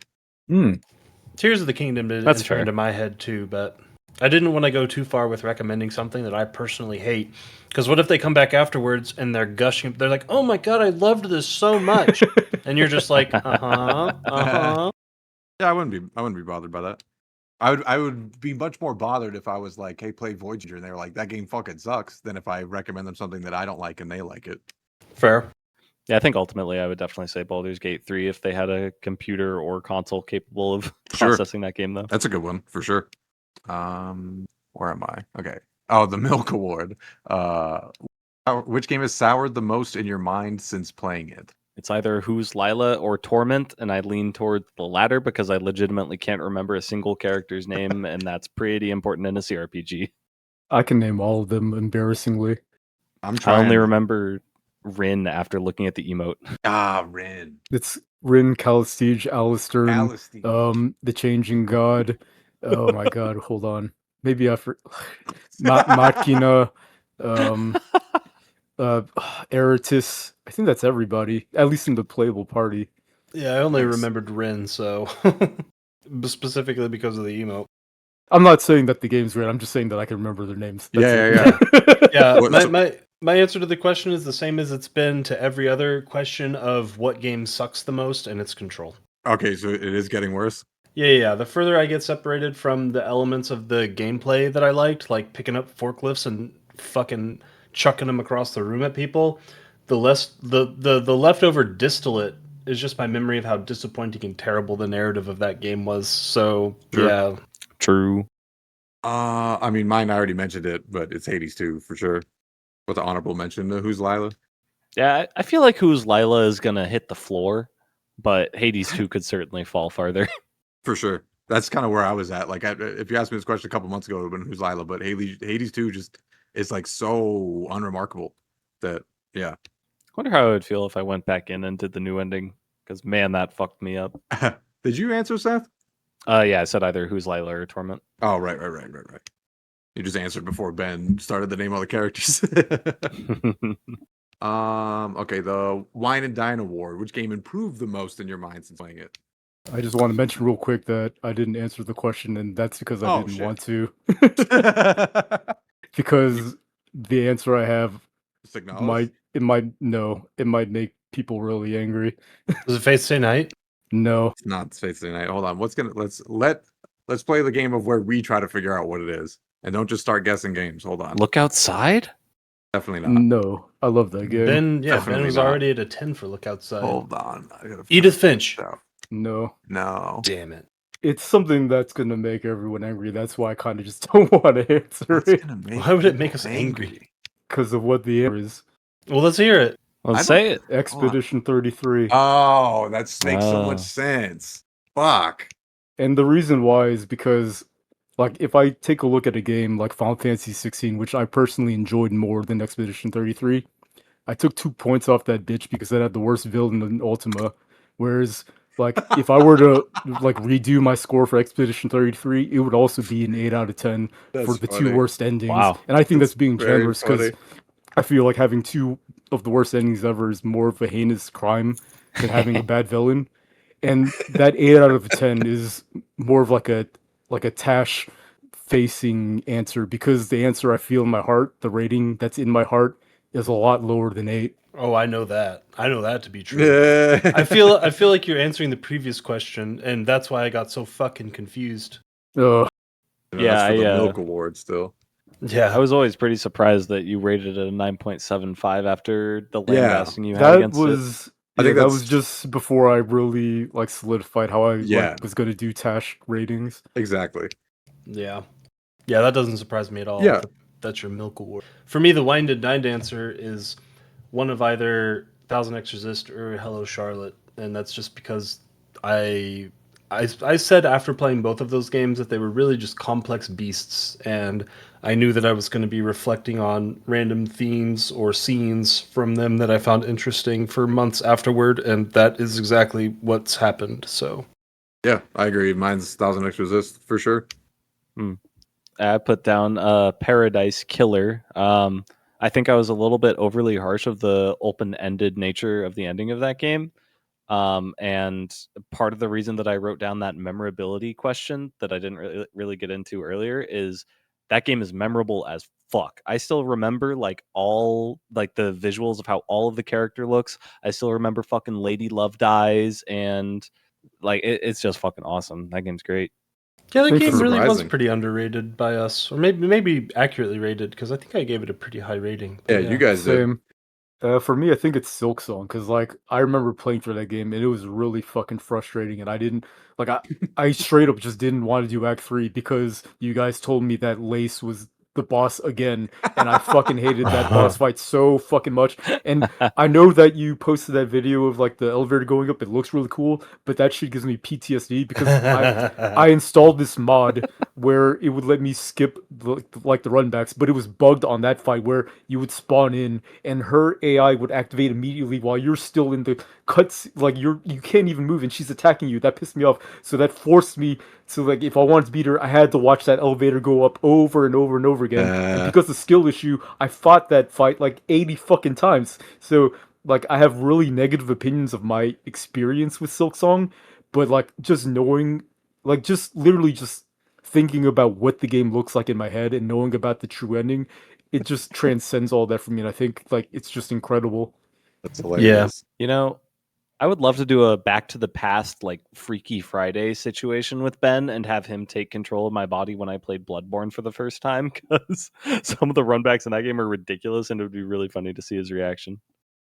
My rating for Thousand X Resist and Hello Charlotte are probably the ones I think maybe discreetly move the most. Actually, that's not true. That's true for Hello Charlotte, but I think Silksong might be the only one where my rating actually did end up climbing up to a 10 out of 10 in retrospect, because I legitimately think that game is the 10est fucking 10 that has maybe ever existed in my own mind for my own personal tastes. Even though I didn't say that, but I think that's maybe because it didn't move as much, but I'm realizing that's not true now. So yeah, it's the three of those games. Wait, you said the 10th of 10 was Thousand X Resist or Hello Charlotte? I missed that part. No. Well, because we were talking about Silksong before things happened, and Oh, Silksong is the 10 is 10. Got it. yeah. And my answer to the question about which game has improved the most was 1KXR or Yeah. Hello Charlotte, but it might actually just be Silksong because that thing is just a straight 10 in my Interesting. head now. Yeah, I feel like moving from a 9 to a 10 is a bigger change than a 9 to an 8, for example. I think even going from like a 5 to an 8 is not as big as a 9 to a 10 for me at least. I Yeah, think it's 10 like- is like just a hard fucking number. It's like the Richter scale. Yeah, exactly. Yeah, I don't even know what 10s I've given, but they're pretty few and far between. I've given out so many I can't remember. Okay, do we just want to go to most forgettable game then? Sure. Most forgettable game. Stop stealing my job. Off? Oh, Yeah. Unsighted for me. no. When I looked at the list, it was unsighted. But then as I thought of it more, it's off like for sure. I can't remember anything about that game. I other than, remember way too much about Off, especially in that's a good regards to how point. much I disliked it. No, you're But right. I- You're right. I don't remember very much about Unsighted at all, even though it's not that I disliked it. It just, went in one ear and out the Interesting. asshole. Astray is another one for me, but I think it's just because it's one of the longer length of time games we play. When I actually think about it, I can still like remember a decent amount about it. So Yeah, I feel like all of these games have like some level of memorability to it, because like Off, you can like Yeah. obviously I don't like that game, but it has a particularly interesting like aesthetic style. Like not a great one, but it is interesting. But what the fuck is Nodebuster? What the fuck is Nodebuster? So that one is very memorable. Maybe not for positive reasons, but like because I'm a game dev, like just the Node Buster, just it's just the thing. Whereas now that I'm looking at the list critically, maybe it's Line Lift for me personally. that's funny. Where it was basically like a nothing game to me. Yeah. Yeah, you barely even played it to remember it. Yeah. That's funny. That's funny. Nodebuster's funny though, because I didn't even like think about recent games we played as being forgettable. I actually just tried to think about like what game have I forgotten the most about it. Yeah, honestly, that's kind of true. I may end up saying the same for Makai Agito, because it's my only 5 out of 10, and I might forget the existence of that game on the basis of it like melding with every other JRPG I've played. Yeah. Yeah, if you ask me this question a year from now, I think The only other game I could see changing from unsighted would be synthetic. That's a good I one. don't think I'm forgetting that motherfucker. Yeah. I That's a am. fun game to hate, though. I think an unfortunate answer to this question that might make you guys go, "Oh," is Jigoku Kitsetsukun, because I don't remember can that see much that. about that game, other than it's like a shmup. I mean, in the lightning round, that's literally where I said in one ear and out the ass, Yeah. which I also Yeah. said about unsighted. So- I do think that's a good choice But because I even though I think- liked it, it's pretty. That's where I'm at. It's I there. don't want to say it because it feels like an insult, but I think Mhm. it's just kind of like shmups just kind of are unfortunately bound to that. Like Yeah. they Mhm. all fucking go into the same puddle of genre. I don't know. I think that Toho 15 is super memorable. Whereas, Yeah. like, I agree. Jigoku is not. Correct. Typically, a shmup is forgettable. Yeah, I think for me, Jigoku is only going to stand out because it was the first shmup that we played for this, True. but that Mm. still does mean it's going to stand out for me. Yeah, No, that's a good point. Yeah, and I don't want to insinuate that, like, well, I guess saying something is forgettable is also saying that it's bad, but, like, I think I rated Unsighted a 7, and I still feel about it that way in my head. It's You just, just don't remember why. Yeah. Yeah.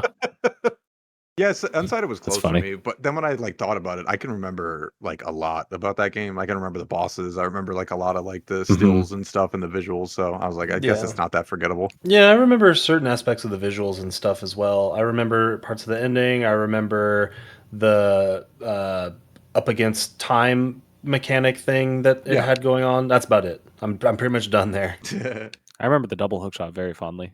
I just remember that Jordan hates Christopher Columbus. Oh shit! Yeah, I forgot did about too. that. That's fun. That's very good. Next, Where am I? Is it still me? Oh, it is still me. What was the most charming game that we played? And then flip side, what was the least charming game that we played? So I think the most charming is pretty obvious because we just spent like 45 minutes talking about it this week, and that's "The World Is Your Weapon." It's not my most charming. My most charming is Dead Estate. I can see that too. Least charming, Titties. I think is more interesting, and the answer I put for that, logic bombs. Yo, Oh, that's interesting. the right answer. For That's me, fair. most. I don't blame that. Let me think. Most charming is Lethal Weapon, aka Lethal Dungeon. That's what I put. I Yeah. think, and the least charming has to be for me Synthetic. Oh Yeah, good answer That- too. for sure. That's definitely fair. Yeah, I put Lethal Dungeon for my most charming strictly on the basis of the ending and how funny it is. My least charming is because of its main character, and that was Fate Stay Night. Wow, Interesting. Wouldn't I guess that's that? crazy. Extremely uncharming game to me. I hated the main character. Damn. Okay, that makes sense because I think that, and there are people that do like Shiro, but I think those people have a mental illness. Yeah. So I wrote down House of Ashits, but I don't think that that's the correct answer. I think Synthetic and Logic Bombs are both better answers, and I think I would pick Synthetic just because we finished that game, and I don't know if Logic Bombs got more charming as you played more levels. Yeah, that's true. I was just thinking about it in terms of like, Yeah. there's no personality. It didn't even have music. I mean, yeah, I remember talking about in the episode how douchey that game was, and I don't remember saying the word douchey in any other episode we've ever done. So that's why I'm like, that's probably the right answer. Yeah, I think if I was not operating with a little bit of spite, Lethal Bombs would probably be the correct Who the answer. fuck But is Lethal Lethal Bombs? Bombs. wait, what did I say? Lethal You said Bombs. lethal Logic. bombs. That's good stuff. Yeah, that's up to you It's to like a interpret. fucking virus that Ben has spread upon the fucking world. That's good stuff. lethal expedition. Okay, so Logic Bombs is your answer? If I'm not operating with spite, it's Logic Bombs. Okay. But with spite, I am saying Faith Stay Night. Sure. That's funny. All right, my questions are done. Ben, your turn. All right, I only wrote one question, so Wrote two. there are like a fuck ton of games I'd love for people to play through Tash. Stuff like Dragon's Dogma 2, which I think like if you guys played that game, I think you guys would have a drastically different opinion on what AAA could accomplish. Where it's probably like the most CRPG, JRPG ever fucking made. I think it has better reactivity than Baldur's Gate 3, and I know I'm glazing it, but I really do think it's like a fucking phenomenal game. But like there is no way that we could pick it for Tash because like my playthrough of that game was like 90 hours, and I think that even 20 hours is pushing it for Tash. But like, given precedent of stuff like when we played Baldur's Gate 3, how would you guys feel about like more playthroughs like that, but like with additional stipulation of like, for I used Pathfinder Wrath of the Righteous as an example. I don't think we should Tash it because it's pretty extreme of a game. But like, let's say like for Tash, it was like for 1 week we play Act 1, and then we decide after that if we want to play Act 2 or not, basically. I think there's probably an argument to be made that we should figure out a way to play longer games, but I don't think that this would be the way to do it because for me personally, I know that if we played something like Wrath of the Righteous and we played through Act 1 and three of you guys were like flush, but I was like, I want to keep playing. The problem is that I know with the time constraints in my life that there's just no way I could continue to play Wrath of the Yeah. Righteous even if I wanted to, and that feeling would suck. Yeah, that makes a lot of sense. I feel the same way, I think. I don't have any strong feelings against playing like longer games. I think kind of more than like 50 hours is kind of out of the question. But like something, I think like the 30-hour range wouldn't be that bad. So yeah, I'm totally open for that stuff. And I what you said, like playing games incrementally, I don't like that like at all. Even like playing Logic Bombs partially, like still doesn't feel great to me because like I feel like I'm still doing a disservice when I talk shit about that game where I didn't have enough of a like an opinion. So and like that builds on like what Tom said too of like you don't want one person to want to keep playing and then the rest don't, and it creates like a weird like dynamic. So I would either want to play the whole fucking thing or err on the side of not playing it at all. The real question here should be, are you guys open to playing longer games? And for me, the answer is yes. And not segmenting them in the way as posed in Yeah, the question. Gotcha. My answer is also yes, but also I'm starting a new job soon where I can't play video games at work. So just to keep in mind. Yeah. I want to play more of those like 20 to 30-hour games because yeah, I'm kind of sick of playing like the games that I'm like, that's it, it's done already. Like the 2 to Yeah, 4 hour agreed. games. Yeah, no, I agree. I like, yeah, and my thing is, I think eventually that well is gonna run dry, and we're gonna end up playing some real dog shit. That's I a don't good think that's point. true, dude. Really? I think that I'm making a dent in my fucking backlog, and it keeps growing. People release crazy shit constantly. It's insane. Yeah, that's probably People fair. gotta stop. Ben, you have another question. Wait, no, I think I deleted it because I didn't like it. Oh shit. Never Okay. mind. It was also kind of like part of that question anyway. I think Yeah, it was pretty yeah. similar. All right, Thomas, your questions. Do you feel like you're getting better at guessing each other's scores or worse? For me, Ben is getting so much harder because I was so used to his lifestyle of Yeah. everything just being a pass fail. But Seth and Jordan are getting progressively easier. Yeah, I think it completely depends on the person. I think I'm starting to hone in on Jordan's scale. Ben is. I understand why it's this way, but it's definitely fucking whose line is it anyway? And Thomas is Better than it used to also be. Thomas is also getting harder, but I'm slowly beginning to understand your philosophy as you explained it. I think. You know, it's funny I say that, but by far and away the most points I have for guessing someone has been. I think I'm good at getting within 2 points, but I'm pretty bad at getting like exactly. Like I can get kind of the idea where you guys are, but usually I don't get points because I miss by half a point a lot. Also, I think you guys are good at telling when I'm not gonna like a game, but you guys still don't really know when I'm gonna like a game. Yeah, that's definitely true. And when you do like a game, I have no fucking Yeah, idea. how Yeah. much? Yeah. I think for me, at least, I don't know about the hardest to predict. Maybe it's Jordan, but like I feel like for me, the easiest to predict is Thomas, and that's because he writes the most in Discord. Yeah. Gives the most away. True. But you never know when he's playing with you and he's just saying like the one thing he hated, but he actually loved the rest of the game. That's what you do. Yes. Yes. Says the fucking guy who came into Control's Discord channel saying, I forgot how fun AAA games could be, oh. and then you rated it a fucking like 1.5 or whatever. You guys did get owned. That wasn't intentional plan, but you guys did get owned. I fucking love shooty games. That I rate was- this shooty game 1. I still keep that mentality of like GTA 6 might be fun. Like because of playing Control. Despite want- Control's fucking ass. Oh my god! Obviously, a tangent. I want Grand Theft Auto 6 to flop so bad. Oh, it me would make me too. so happy. Yeah, It, there's w- no it chance. won't. We could but it would finally be awesome. noticed if we're all 1 out of I 10. know it won't, but still. Yeah. Yeah. I don't even think I won't like that game. I think it's gonna be like a technical beast of a game where like you can't really Yeah. talk shit about it. Yeah, the I problem is agree. we won't find out anytime soon because that shit is Yeah, no console PC. exclusive first. Yeah. GG. Oh, yeah, rip. And also, even if there ends up being a port, my computer probably won't be able to handle it. So, Yeah, same. That's a good point. all right, Thomas, next question. If we had to go back and re-record an episode for one game, what would you want to do? Paradise Killer's a mulligan. It doesn't count. I think you guys would really fucking hate it, but I'd really like to get my Expedition 33 Oh, takes nice. on record. That's fine. I wouldn't mind that. I mean, My, I think go ahead.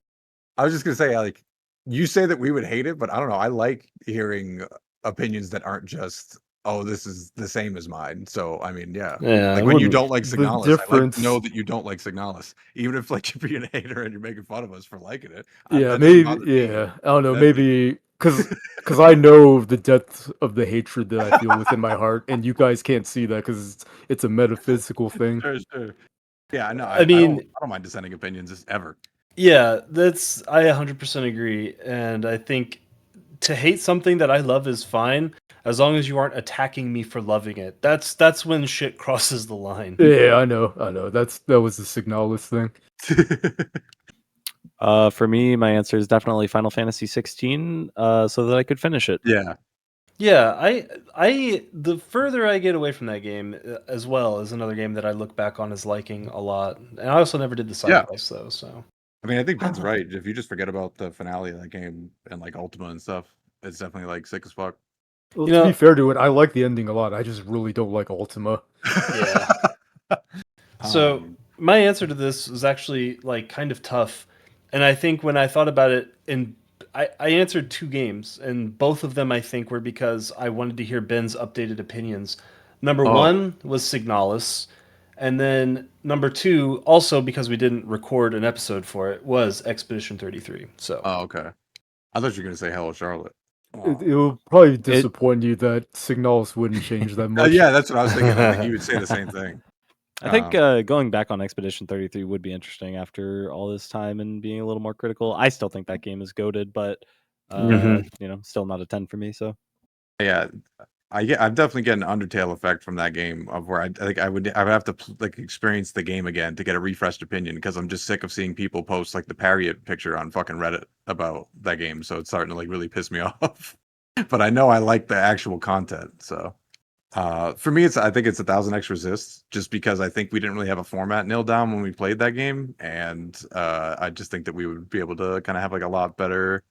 Not like better of a conversation, but kind of like a more like free flowing conversation. And we've had like a Yeah. year to kind of think about it again. So True. And there's just a lot there for that game. I mean, we could have talked like for another 2 hours just in that episode. So yeah, I don't know if I ever posted my notes for that game, but I think that is the most words I ever wrote for any notes. Like I wrote a small book for that game. Yeah. So it's definitely the only episode I feel like we did where I feel like if we did it again, it would look a lot different than the first one. yeah, I would agree with that. When I was posing this question, like the reason I say Signalis as well is partially because if in my head I was saying if we had to go back and re-record, it would also mean replaying something, and I actually do kind of want to replay Signalis, but the knowledge of how playing the game is kind of stopping me. yeah, it's been the exact same way for me as well. I also just quick honorable mention is look outside strictly based on new content added. True, That's a good yeah. point. All right, Thomas, next. What specific gameplay mechanic or design choice stood out to you the most across all of the games we played? And I'm going to give you guys my surprise answer. Who's Lila? The fucking face stretching mechanic. I think in the hands of a team that had a lot more resources available to them, there's a lot of room to explore that idea way more fully in ways that I think could be super fucking cool. But obviously in that game, not so much. Yeah. Yeah, it was definitely like undercooked isn't even the right word. It just wasn't fully realized. Like it was a great idea, but they just didn't execute on it. Yeah, Isn't because that what Undercooked is? It was Sorry, just go on. it was just like the problem with it is that there was what 4 different facial expressions or some shit. Yeah. Yeah. So it was just figuring out how to drag the face in one of the 4 ways to get the desired like answer that you were trying to give the person, and it wasn't something that was robust and more reactionary to how you were building out that face. You know what I mean? Does that make sense? Yeah. Yeah. Like it could have just been dialogue choices. Yeah, exactly. It was a dialogue choice, just obfuscated. For me, if I think about it a little bit, well, maybe not. I feel like the answer is obvious for me. It's Lethal Dungeon with the print mechanic. He Nice. almost said Lethal Yeah. Weapon again. I did almost say it like accidentally, but I bomb. caught myself. I think the most standout of like the games that we played is the lack of anything to do in Fate Stay Night. That's a funny answer.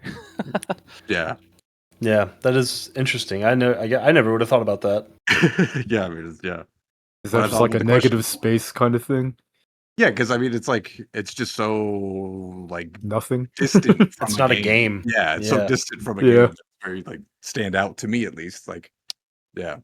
Who's Lila face one is a good one though, but it's a weird one, right? Because like you guys said, it's not used to the proper like extent that you would want it to be. So Yeah, that game just tried to do too many other things when it had a good idea. Like, I just focus on the one thing. Well, I think trying to execute on that way in a way that would be satisfying to me would be like trying to say that I don't know, a game like Unsighted should have had the reactivity of Baldur's Gate 3, right? Like it's just like an unreasonable request to fulfill the vision in my head of what I think that mechanic could be for a solo dev. Memory think serves I- that game was solo devved. Yeah, I mean, I agree. It's just that, like I said, they did so many other weird, like, meta things instead of like fleshing out the one thing that they actually sold the game on. It's very Yeah. strange. Yeah. yeah, because if you include a new mechanic like that, typically you want to see that mechanic stretch to a reasonable limit to where if someone else made that game, you would say, "Oh, they're copying them." You wouldn't say, "Oh, they did this but better." Yeah. Yeah. And I feel like that game left a lot on the table to do with that mechanic. Yep, I agree. Did you answer, Seth? Did you say what yours was? I said it earlier, but my answer is the Signalis radio mechanic. My only gripe is that it wasn't used enough. I love that mechanic. Yeah, I agree. Yeah, It was, I agree. and I don't think it wasn't used enough. I think it was used in ways that was annoying, like to kill that one enemy, like the siren or whatever, where you had to like go and find the radio mechanic. That's not how I wanted to use that mechanic. I wanted to use it like how you get the artifact ending. Yeah, exactly. Or like there's so much you could do with it. You could have like there could be invisible items or like Yeah. safes that you could find that like give you bonus resources Yeah, if you yeah. find a note that says the frequency for it and stuff like there's so much you could have done with it. Or just like more intriguing things on the channels themselves, like the actual content of the radio being like to assist in world building or something, like different Yeah. different transmissions and shit like that. Yeah, that was the one I Yeah, was surprised so they many didn't do. things. Yeah, I mean it's like changing the radio in like a GTA game and you're hearing Yeah, about exactly. these goofy ass podcasters talking Exactly. about shit that actually helps flesh out this weird ass world that it's in. Yep. They could have done the same thing, but For you sure. know, with the world of that game. 100% agree. Yeah, good answers. Next. All right, so this question is kind of 3 in 1, but what specific character, story, and world stuck out in your mind the most over the games we played? And we'll start with character. Elster and Arion. What did you say? Who? Oh, Aster and Arion. Got it. Yeah. Signalis. Yeah. Who? I've got another good one for Ben, which is Verso from Expedition 33. Are you saying that that's my answer, or how much? it No, would that's make me my angry? answer. That's my Oh, answer. okay, gotcha. Mine is Renoir from E33. That's fair. Yeah. Man. For me, it would have to be Archer from Fate Stay Night, and I knew. that's I knew because that's just because like I have way more knowledge than just the one route we played. I can't think of a character that's more cool and more like creatively used in so many different properties than that character. Sure. That's funny to me. I think we kind of avoided trying to spoil Fate Stay Night, but based on a conversation we had about a character from that game earlier, and you saying that about Archer now is very funny Yeah. to me. Yeah. I don't want to say because I don't know if Yeah, if yeah. anyone cares about the spoiler. in Yeah, this because like you should watch the conversation. anime, because the anime is cool. Specifically Unlimited Blade Works, not game. Yeah. I knew you were going to say someone from Fate Stay Night, though. I just wasn't sure who, but that makes sense. And then story is next. Is that right, Thomas, for this same question? Yep. Yeah, for me, story was Thousand X Resist, easily. Same. That was my answer. It's just that being part of like that like Asian immigrant diaspora, or diaspora. Is that how you pronounce it? I think it is. Yep. Yeah. Like just it made that game so fucking relatable that like, Sure. and it was so cool because like the way that it relates, it didn't show like the highlights of the experience. It showed a lot of like just mundane shit too that I really liked. Yeah. That's a very cool part of that game that like I can't relate with. Yeah, And like for I sure. will never be able to, because who's gonna release like a white person version of that game? So it's just like a void in my life. Yeah, it's funny because I think the two major components of that story are the things that I find the most intriguing, probably because they don't apply to me at all, which Yeah. are the immigrant diaspora, like a sort of societal integration aspect, and the relationship between mother and daughter, like both things that Yeah. will never ever apply to me ever in my life. Exactly. But the two things that I think that game explores most effectively. For sure. True. Seth, is yours Signalis? I legitimately cannot choose between Expedition 33, Look Outside, and Signalis. If there's a gun to my head forcing me to choose, just shoot the gun.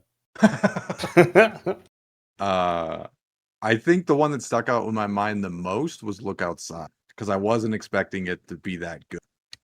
Yeah, that's fair. Like True. Expedition 33, like after the beach scene, you're like, huh? But Look Outside is just like a culmination of its work, slowly but surely. Yeah. Coming into this insane two fucking people wrote this, are you kidding me? Kind of story. Yeah. I guess like in the context of the question, looking at it that way, Expedition 33 and Signalis do wear the face of a good story, but Look Outside does kind of surprise you with it. Yeah.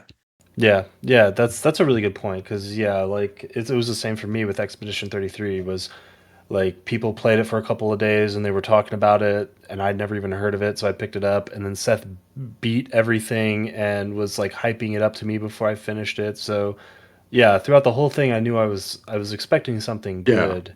But yeah, with Look Outside, it was just like, wait, why is this so good? And then you find out it's fucking C Boyardee and all this other shit, and it all makes sense. Did Ben Right, answer? and the final part of this question? It was one KXR. Resist. Oh, right. And then what world has stuck out in your mind the most of the games we've played? It's gotta be for me, Baldur's Gate 3. That's a self-explanatory. good answer. I didn't even consider that, but that is a good answer. You guys were going to say Silksong. I did say Silksong. Yeah. Seth, is that what you're going to say too? No. Actually, I was kind of thinking about it because I don't have this one written down, but Baldur's Gate 3, I would actually also say for the exact same reason. But my answer is Look Outside, and that is because of the no going back ending, which is the one where like you just let the visitor leave after a certain amount of time passes. And the reason it's the ending where the world is left scarred and permanently damaged, and it continuously inspires for me a new D&D campaign, because that's the one with the 100 gods That's cool. that like cults start popping up for, that are just like Lovecraftian monstrosities that serve as the New World Order. And like, Jesus Christ, if I ever work on another campaign setting for D&D, it's going to involve that in one way or another. That's badass. Yeah, you guys nailed my answer, which is just Farloon. So if I didn't have to pick that, I would have picked the space station or whatever the fuck you want to call it from Mio. Yeah, Mio's my answer. That's a good one. That's a very good one. Yeah. I mean, I basically already said my answer was Mio like a couple questions ago, but yeah, it's Mio for sure.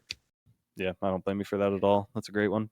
Damn, man, that really is one that like I wish, like, it gives you a fair amount of details, but man, a prequel game would be fucking sick. I think it's one of those things where I don't want to know more. Again, even like with the true end or the secret ending, I didn't want to even know that. So don't give me all the details. I like filling in the blanks. Exactly. I think that game was kind of a masterclass, in my opinion, of knowing exactly how much to bag, in my opinion. Like for a lot of people to enjoy, because it's not my preferred desired amount of bagging, but it has enough that I think it really, really nailed it for its target audience. Yeah. I think a reason why it feels so immersive is because it doesn't tell you everything about it. That's why like it feels like it exists whether or not you want to learn about it. Like that's, at least for me, that's what it feels like. Yeah. Yeah, it has more bagganing than like your standard Dark Souls game, but less than like a Final Fantasy 16. But they like tune those knobs just Yeah. enough that you can engage with it as much as you want in either direction. Exactly. Very true. Yeah. Well, interesting. Did we give the same answer for anything? No, Ben and I said 1,000 1,000 Extra Extra Exist. Yeah, that was it. That's crazy. Makes sense. We played like a lot of games with good characters, good stories, and good worlds. So Yeah. Yeah. All right. All right, Thomas. What future release are you looking the most forward to playing for Tash? When you This say that, are you talking is- about like a brand new game or like any game? Any game. I thought of it like I thought since it was future release, I thought of it at least as a game that's not out yet. Yeah. But Yeah. I thought about this one a decent amount, and I looked around a decent amount, and I was Neverway for a while. But then I was like, I think the actual just correct answer is Showa American Story. Oh, it's so good. I forgot about that game. That's my answer I don't even know what that is. Unfortunately, it's unfortunately, I still don't know if that game will actually ever get finished. But if it does, Yeah, that's it what would be amazing. It will be game of the forever. Yeah. Like just by virtue of what it is. It could be the Seth, worst game it's- ever, and I'll still love it. Seth, it's the game made by a Chinese company about Japanese people's love for the American culture. It's Yeah. gonna What be the hell? ridiculous. Go look at the fucking Steam trailer. It is the It's most ridiculous. postmodern game in existence. Jesus Christ. Yeah, Someone remind me after this. I want to look it up. I didn't. I didn't bother looking up any release schedules or anything, so I kind of just went with what was in my head, and the thing that was in front of mind was the new Crosscode Dudes game, Alabaster Dawn. But my answer is Showa American Story for Yeah. sure. Alabaster that's a Dawn is a really good good choice. choice, but it's going to be 60 hours long, so it's like unpickable. Nah, If- fuck if- that. Oh, is 'cause- it? We're all gonna play that game, so we might as well just do No, it. not Showa, Alabaster Dawn. Oh, I see. Okay, yeah. Yeah. I don't. It's been in early access or something, right? Am I It making just that came up? out in early access, and they're planning to be there for like the same amount of time as Crosscode was. So that's why I just assume it's going to Okay. be 40 plus hours of a game. I have three answers. Ooh. Go ahead. My first one is whatever Sandfall's next game is. True. My second one is Chef Boyardee's magnum opus. I can't remember the name of it. No, not Chef Boyardee. It's Frankie Does Pixels Frankie or whatever his name Colombo. is. That's not the same guy. I wrote down Francis Colombo and then said Chef Boyardee because I thought it was the same person. Eric Shoemaker is Chef Boyardee. Yeah, Francis Colombo's magnum opus that he's working on. And my third answer is the full release of Deltarune. Deltarune is a good pick. All three games that are not coming out in the next 2 years. So yeah, Yeah. unfortunately, my answer is a game that already exists, but it is an Easter egg answer that I think everyone knows except for Thomas, or at least knows that I said it. And Dragon's there's a Dogma reason for 2? that. No. Oh, So it has to do with when we went to the bachelor party and we had a car ride that I think was just me, Jordan, and Seth. And I mentioned the game that I really want to pick. oh shit! Can anyone guess it? I can't remember what you said because I just remember. can't Majora's remember at all. Mask. It's not Mario World. What the? Oh, I'll just say it. It is 999, and that is Right, not a Hitler reference. It is 9 hours, 9 persons, 9 doors. And the reason What why the is heck? because it was right after the escape room thing with the candles, and I was like, Yeah. I want to choose an escape room visual novel. That's so funny. Yeah. That's fucking hilarious. That is very much the opposite of a future release, but I like Yeah. the answer anyway. Yeah. And future release is hard because like it's all the only thing that really have like a hey we're coming out are like AAA games and like we're not gonna Yeah. play Yeah. The main almost any AAA. Yeah, and I was trying to avoid like hypotheticals like the next Sandfall game. I was trying to think Sure. of something that like maybe has like a Steam page, because I'm actually super fucking interested in what Final Fantasy 17 is going to look like, but yeah, nothing yet. Yeah, I think it's Neverway or Showa. It's definitely Showa for me. It's I just gotta forgot be about that Showa. game. Yeah. Yeah, like 999 is like my answer that I came prepared with, but Showa is the objectively thought, yeah. correct answer. Yeah. Mm-hmm. Yeah, not even close. All right, Thomas, our final question. Or did you have more? No, I was just gonna say one more question. So Yep. All fire right. away. The final question. Are there any genres that you are hoping to play more in the coming year or less? For more, it's JRPG. For less, it's puzzles. I knew it. Oh, yeah. The bad part is my more is puzzles. I want to play more puzzles. Well, I think we discussed that with 999, where it's kind of a bridge, right? Where it's like it is like puzzle-like in nature, but Yes. because there's a narrative element to drive me, that maybe I'll like it. I Right? think you will That's like what we talked about? 999 because it's also not like I think the toughest puzzle games for you to get through are going to be like open world puzzle games. Like line But width. yeah, in the essence of line width for sure, and especially bigger in scope. But I think games where it's literally like you could just look up where you are and it's going to say click here, and click here. You're going to go, oh, that's cool, and then you can keep going and Yeah. experience the story and the characters. So I think 999 you will like for sure. Interesting. I think mine is going to be one that is pretty much always a fact for me because these games are so rare to come across, and that is Metroidvanias. And I don't mean in the sense of like we've kind of discussed what a Metroidvania is. I'm talking about Outer Wilds, Oberdin, Paradise Killer, Forgotten City, those style of games. There are so few of them, and they're fucking sick every single time. Nice. I mean, I have a game that I'm playing right now, kind of beat, and I'm like, I really want to pick it because I know Tom and Ben would like it a lot, but Ben would fucking hate it, and it's called Lingo. Did you just I mention think I my remember name hearing about twice in this both game. the positive and the negative? No, Ben Been, and then your name. Oh, gotcha. It's Ben. Wait, called Lingo? I can't even find it in Google. Yeah, It's a it's on first-person Steam. word puzzle game. Yeah, it's very word driven and very open world and very Metroid. Like you can only play it once, kind of game. Yeah, like the Okay, I last see it now. the last like word-based puzzle game that I played was Chance of Sonar, and I really liked that game. I know that you game's guys very didn't, good. I think, but yeah. I didn't love that That was a game. very I good thought game. it fumbled the bag in the second half, but that game's still cool. I can't deny that it's cool. Oh, I do want to say, answering the less part of this question, the Yeah. genre that I'm hoping to play less in the coming year. Is there any of us who does not agree with pick 3 roguelikes? Jesus Christ, I'm so sick of them. I'll I still play didn't. them. I don't really care that much, to be honest. I'm indifferent. Yeah. I didn't I'm write that cool. down, but I do actually kind of agree with it. I wrote down a more granular version of that, which is roguelike deck builders and or Vampire Survivor game. Yeah. Yeah. Oh, I wonder what your that's a score good for one. Vampire Crawlies is going to be. Yeah, I'm pretty well. I think Starvaders was kind of the final nail in the coffin for pick 3 games for Yep. me. No, that's a good point. Now that you Big like, time. because even though like, if someone picks one, I'll definitely play it. But like, I guess I'm not looking forward to it. That's a good point. Yeah, I for like sure. ones with unique spins like Racoin and shit like that where you're playing in a coin pusher machine, but I'm kind of sick of just playing you can see your character on the left side of the screen and there's 3 enemies on the right side of the screen with what's going to be above their head. I'm sick of those games and I'm sick of Yeah. all you do is walk around in a circle and everything on the screen dies games. Yep. I'm with you. Honestly, no one has said anything I disagreed with yet. So here's But I'll my still play answer. the kooky ones. Yeah, go ahead. This coming year, I actually want to play more story-driven FPS games. I feel like they have become such a rare breed, but there's so many of them that I haven't played that I do kind of want to play. Like what? Edith Finch? That is not a story-driven. Where's the shooter in Edith Finch? Oh, okay. One key letter that it's missing. Yeah. That changes the whole Sorry. answer. It's just an FP.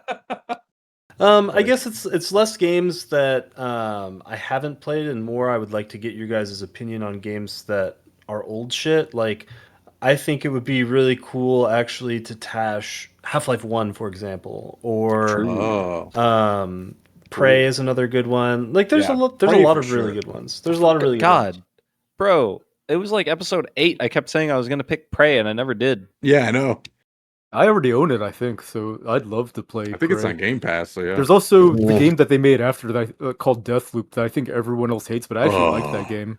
Dude, I couldn't get past. I- I played that game when it showed up on Game Pass for 30 minutes, and I fucking Oh, could not. I gave up very early. I actually loved that game. I played it on the PS5, and the only reason I didn't beat it is because a bug deleted my save. But I actually liked it a lot. Shit.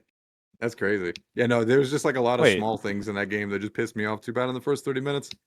I thought Deathloop was the Dishonored guys. Is that the same studio for all of them? Yeah, I think so. Oh, I thought Dishonored I made didn't Prey. realize. It's all Okay, I Arcane, didn't right? realize that. yeah, it's all Arcane Studios. Yeah. Yeah, even like Dishonored. Like I really like story-driven FPS games. I would actually consider Dishonored in that ilk kind of. And yeah, I feel like we played any? Paradise Killer. System Shock, System Shock. kinda. Yeah. Oh yeah, that's not- yes, that's yeah, not yeah, kinda. System Shock for sure. Yeah, yeah. That just is, yeah. She has a gun in Paradise Killer. I Am Your Beast, kind of. That's not. I wouldn't call it story-driven. ish. It's got a story, and I didn't hate it. So yeah. Yeah, I understand where Thomas is coming from because that's more of like an arcade, like an arcadey experience. But that's kind of like all that people are really making in that. Like, I don't think that's true. It's- There's a lot of stuff I haven't played that I'm aware of, but don't really know much about. Like in the past, like 3 years. I think Atomic Heart, Cyberpunk 2077. These are all old. Those are within the quotes last 3 old. years. Cyberpunk's like 5 years old. I'm talking about the DLC. That's only a couple of years I didn't old. know there's DLC. Atomic Heart's also old. I mean, It's the 2023. is Atomic Heart 2023? Pretty sure. Was it in early access or something? Because they're already coming out with the second one. I don't know. Not. It just if they feel like they're not as prevalent as they once were. Yeah. No. I do agree Yeah. with that for the record. There's There's just an easy ones answer for that that as exist. well. For what recently? For why? For why? For why there's just less first person in general is because it's harder to monetize. You can have skins on third person. True. You can put skins on the gun, but to your point, Yeah, but no you one can't gives put a shit asses about and that. tits on the gun. Yeah. The only people that care about that are like Counter-Strike, and that's because you can like make money from it. What were you gonna say, Seth? Valorant makes fucking money. Go on, Seth. I don't remember. They do still come out, for the record. Like, I literally just played one called Mouse PI for Hire, which is fucking Cuphead, but Doom. So they're just I not didn't know if it was mainstream. story driven. I thought that was just like Duke Nukem 3D. It's decently story driven. Not like Prey, but it's not really skippable. If you're skipping the story, you're wasting your time, I would say. Isn't the BioShock guy coming out with a new FPS? That's Isn't that probably Clockwork Genesis or whatever? Or are you talking about the one from No. Exile? Or Yeah. No. That's what I'm talking about. I'm talking about Ken Levine. Oh. Judas is the name of the game. I've never even heard of that. Familiar. Is it about like Jesus? Are you gonna shoot Jesus? It looks like a Ken Levine immersive sim. Oh no, I FPS have game. seen this. I saw one trailer for this a long time, like a couple years ago, and I completely forgot about it. But now that I looked up the image, I remember seeing this in one of those game festivals or whatever. Oh, this looks cool. Yeah, I want to play this when it comes out. Even though I'm kind of on Ken Levine. Yeah, me too. But I'll still play it.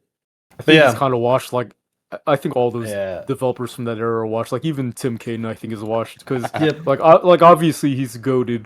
He's done a lot of great things, but when you can be described as being like the creative director of the Outer Worlds, I just can't forgive that. You're washed. Yeah, I think I agree. It's kind of like it's like Wilt Chamberlain versus Michael Jordan versus Kobe Bryant versus LeBron James. Like everyone has their time in the sun, but yours was a long ass time ago, and you'd be asked today. Case in point, they are asked today. I do. But yeah, so that's what I want to play more of is story-driven FPS. I think that's a good shout because it feels like a hole in my life for sure. Mm-hmm. Yeah. And what I want to play They're always less so of, good, but they're so rare. What I want to play less of would be top-down pixel art JRPG RPG maker shit. Not for any other reason other than I feel like we've played a shit ton of them. I was kind of thinking the same thing. Like, I don't fully disagree with you. We've done so many. I've found a lot of new favorites from them, but it might be time. Yeah, it might I be agree. time. When Have I we said done I that want to many? play, when I say I wanted to play more JRPGs, I was thinking of stuff like Panzer Dragoon Saga. Yeah. Is that a JRPG? I thought that was an on-rail shooter. I was mostly just thinking of RPG maker games primarily. How dare you guys? There's nothing wrong with it. We just play a lot. They're all That's well true. rated except one of them. That's not to speak to our enjoyment of them. It's just Yeah. you know. Again, I'm not like the last 3 games we've played are RPG maker games. Yeah, or it's could like be too much ice construed- cream or something. How dare you? Neverway is not RPG Maker. You son of a bitch. That's an insult for knowing what that person did for that engine.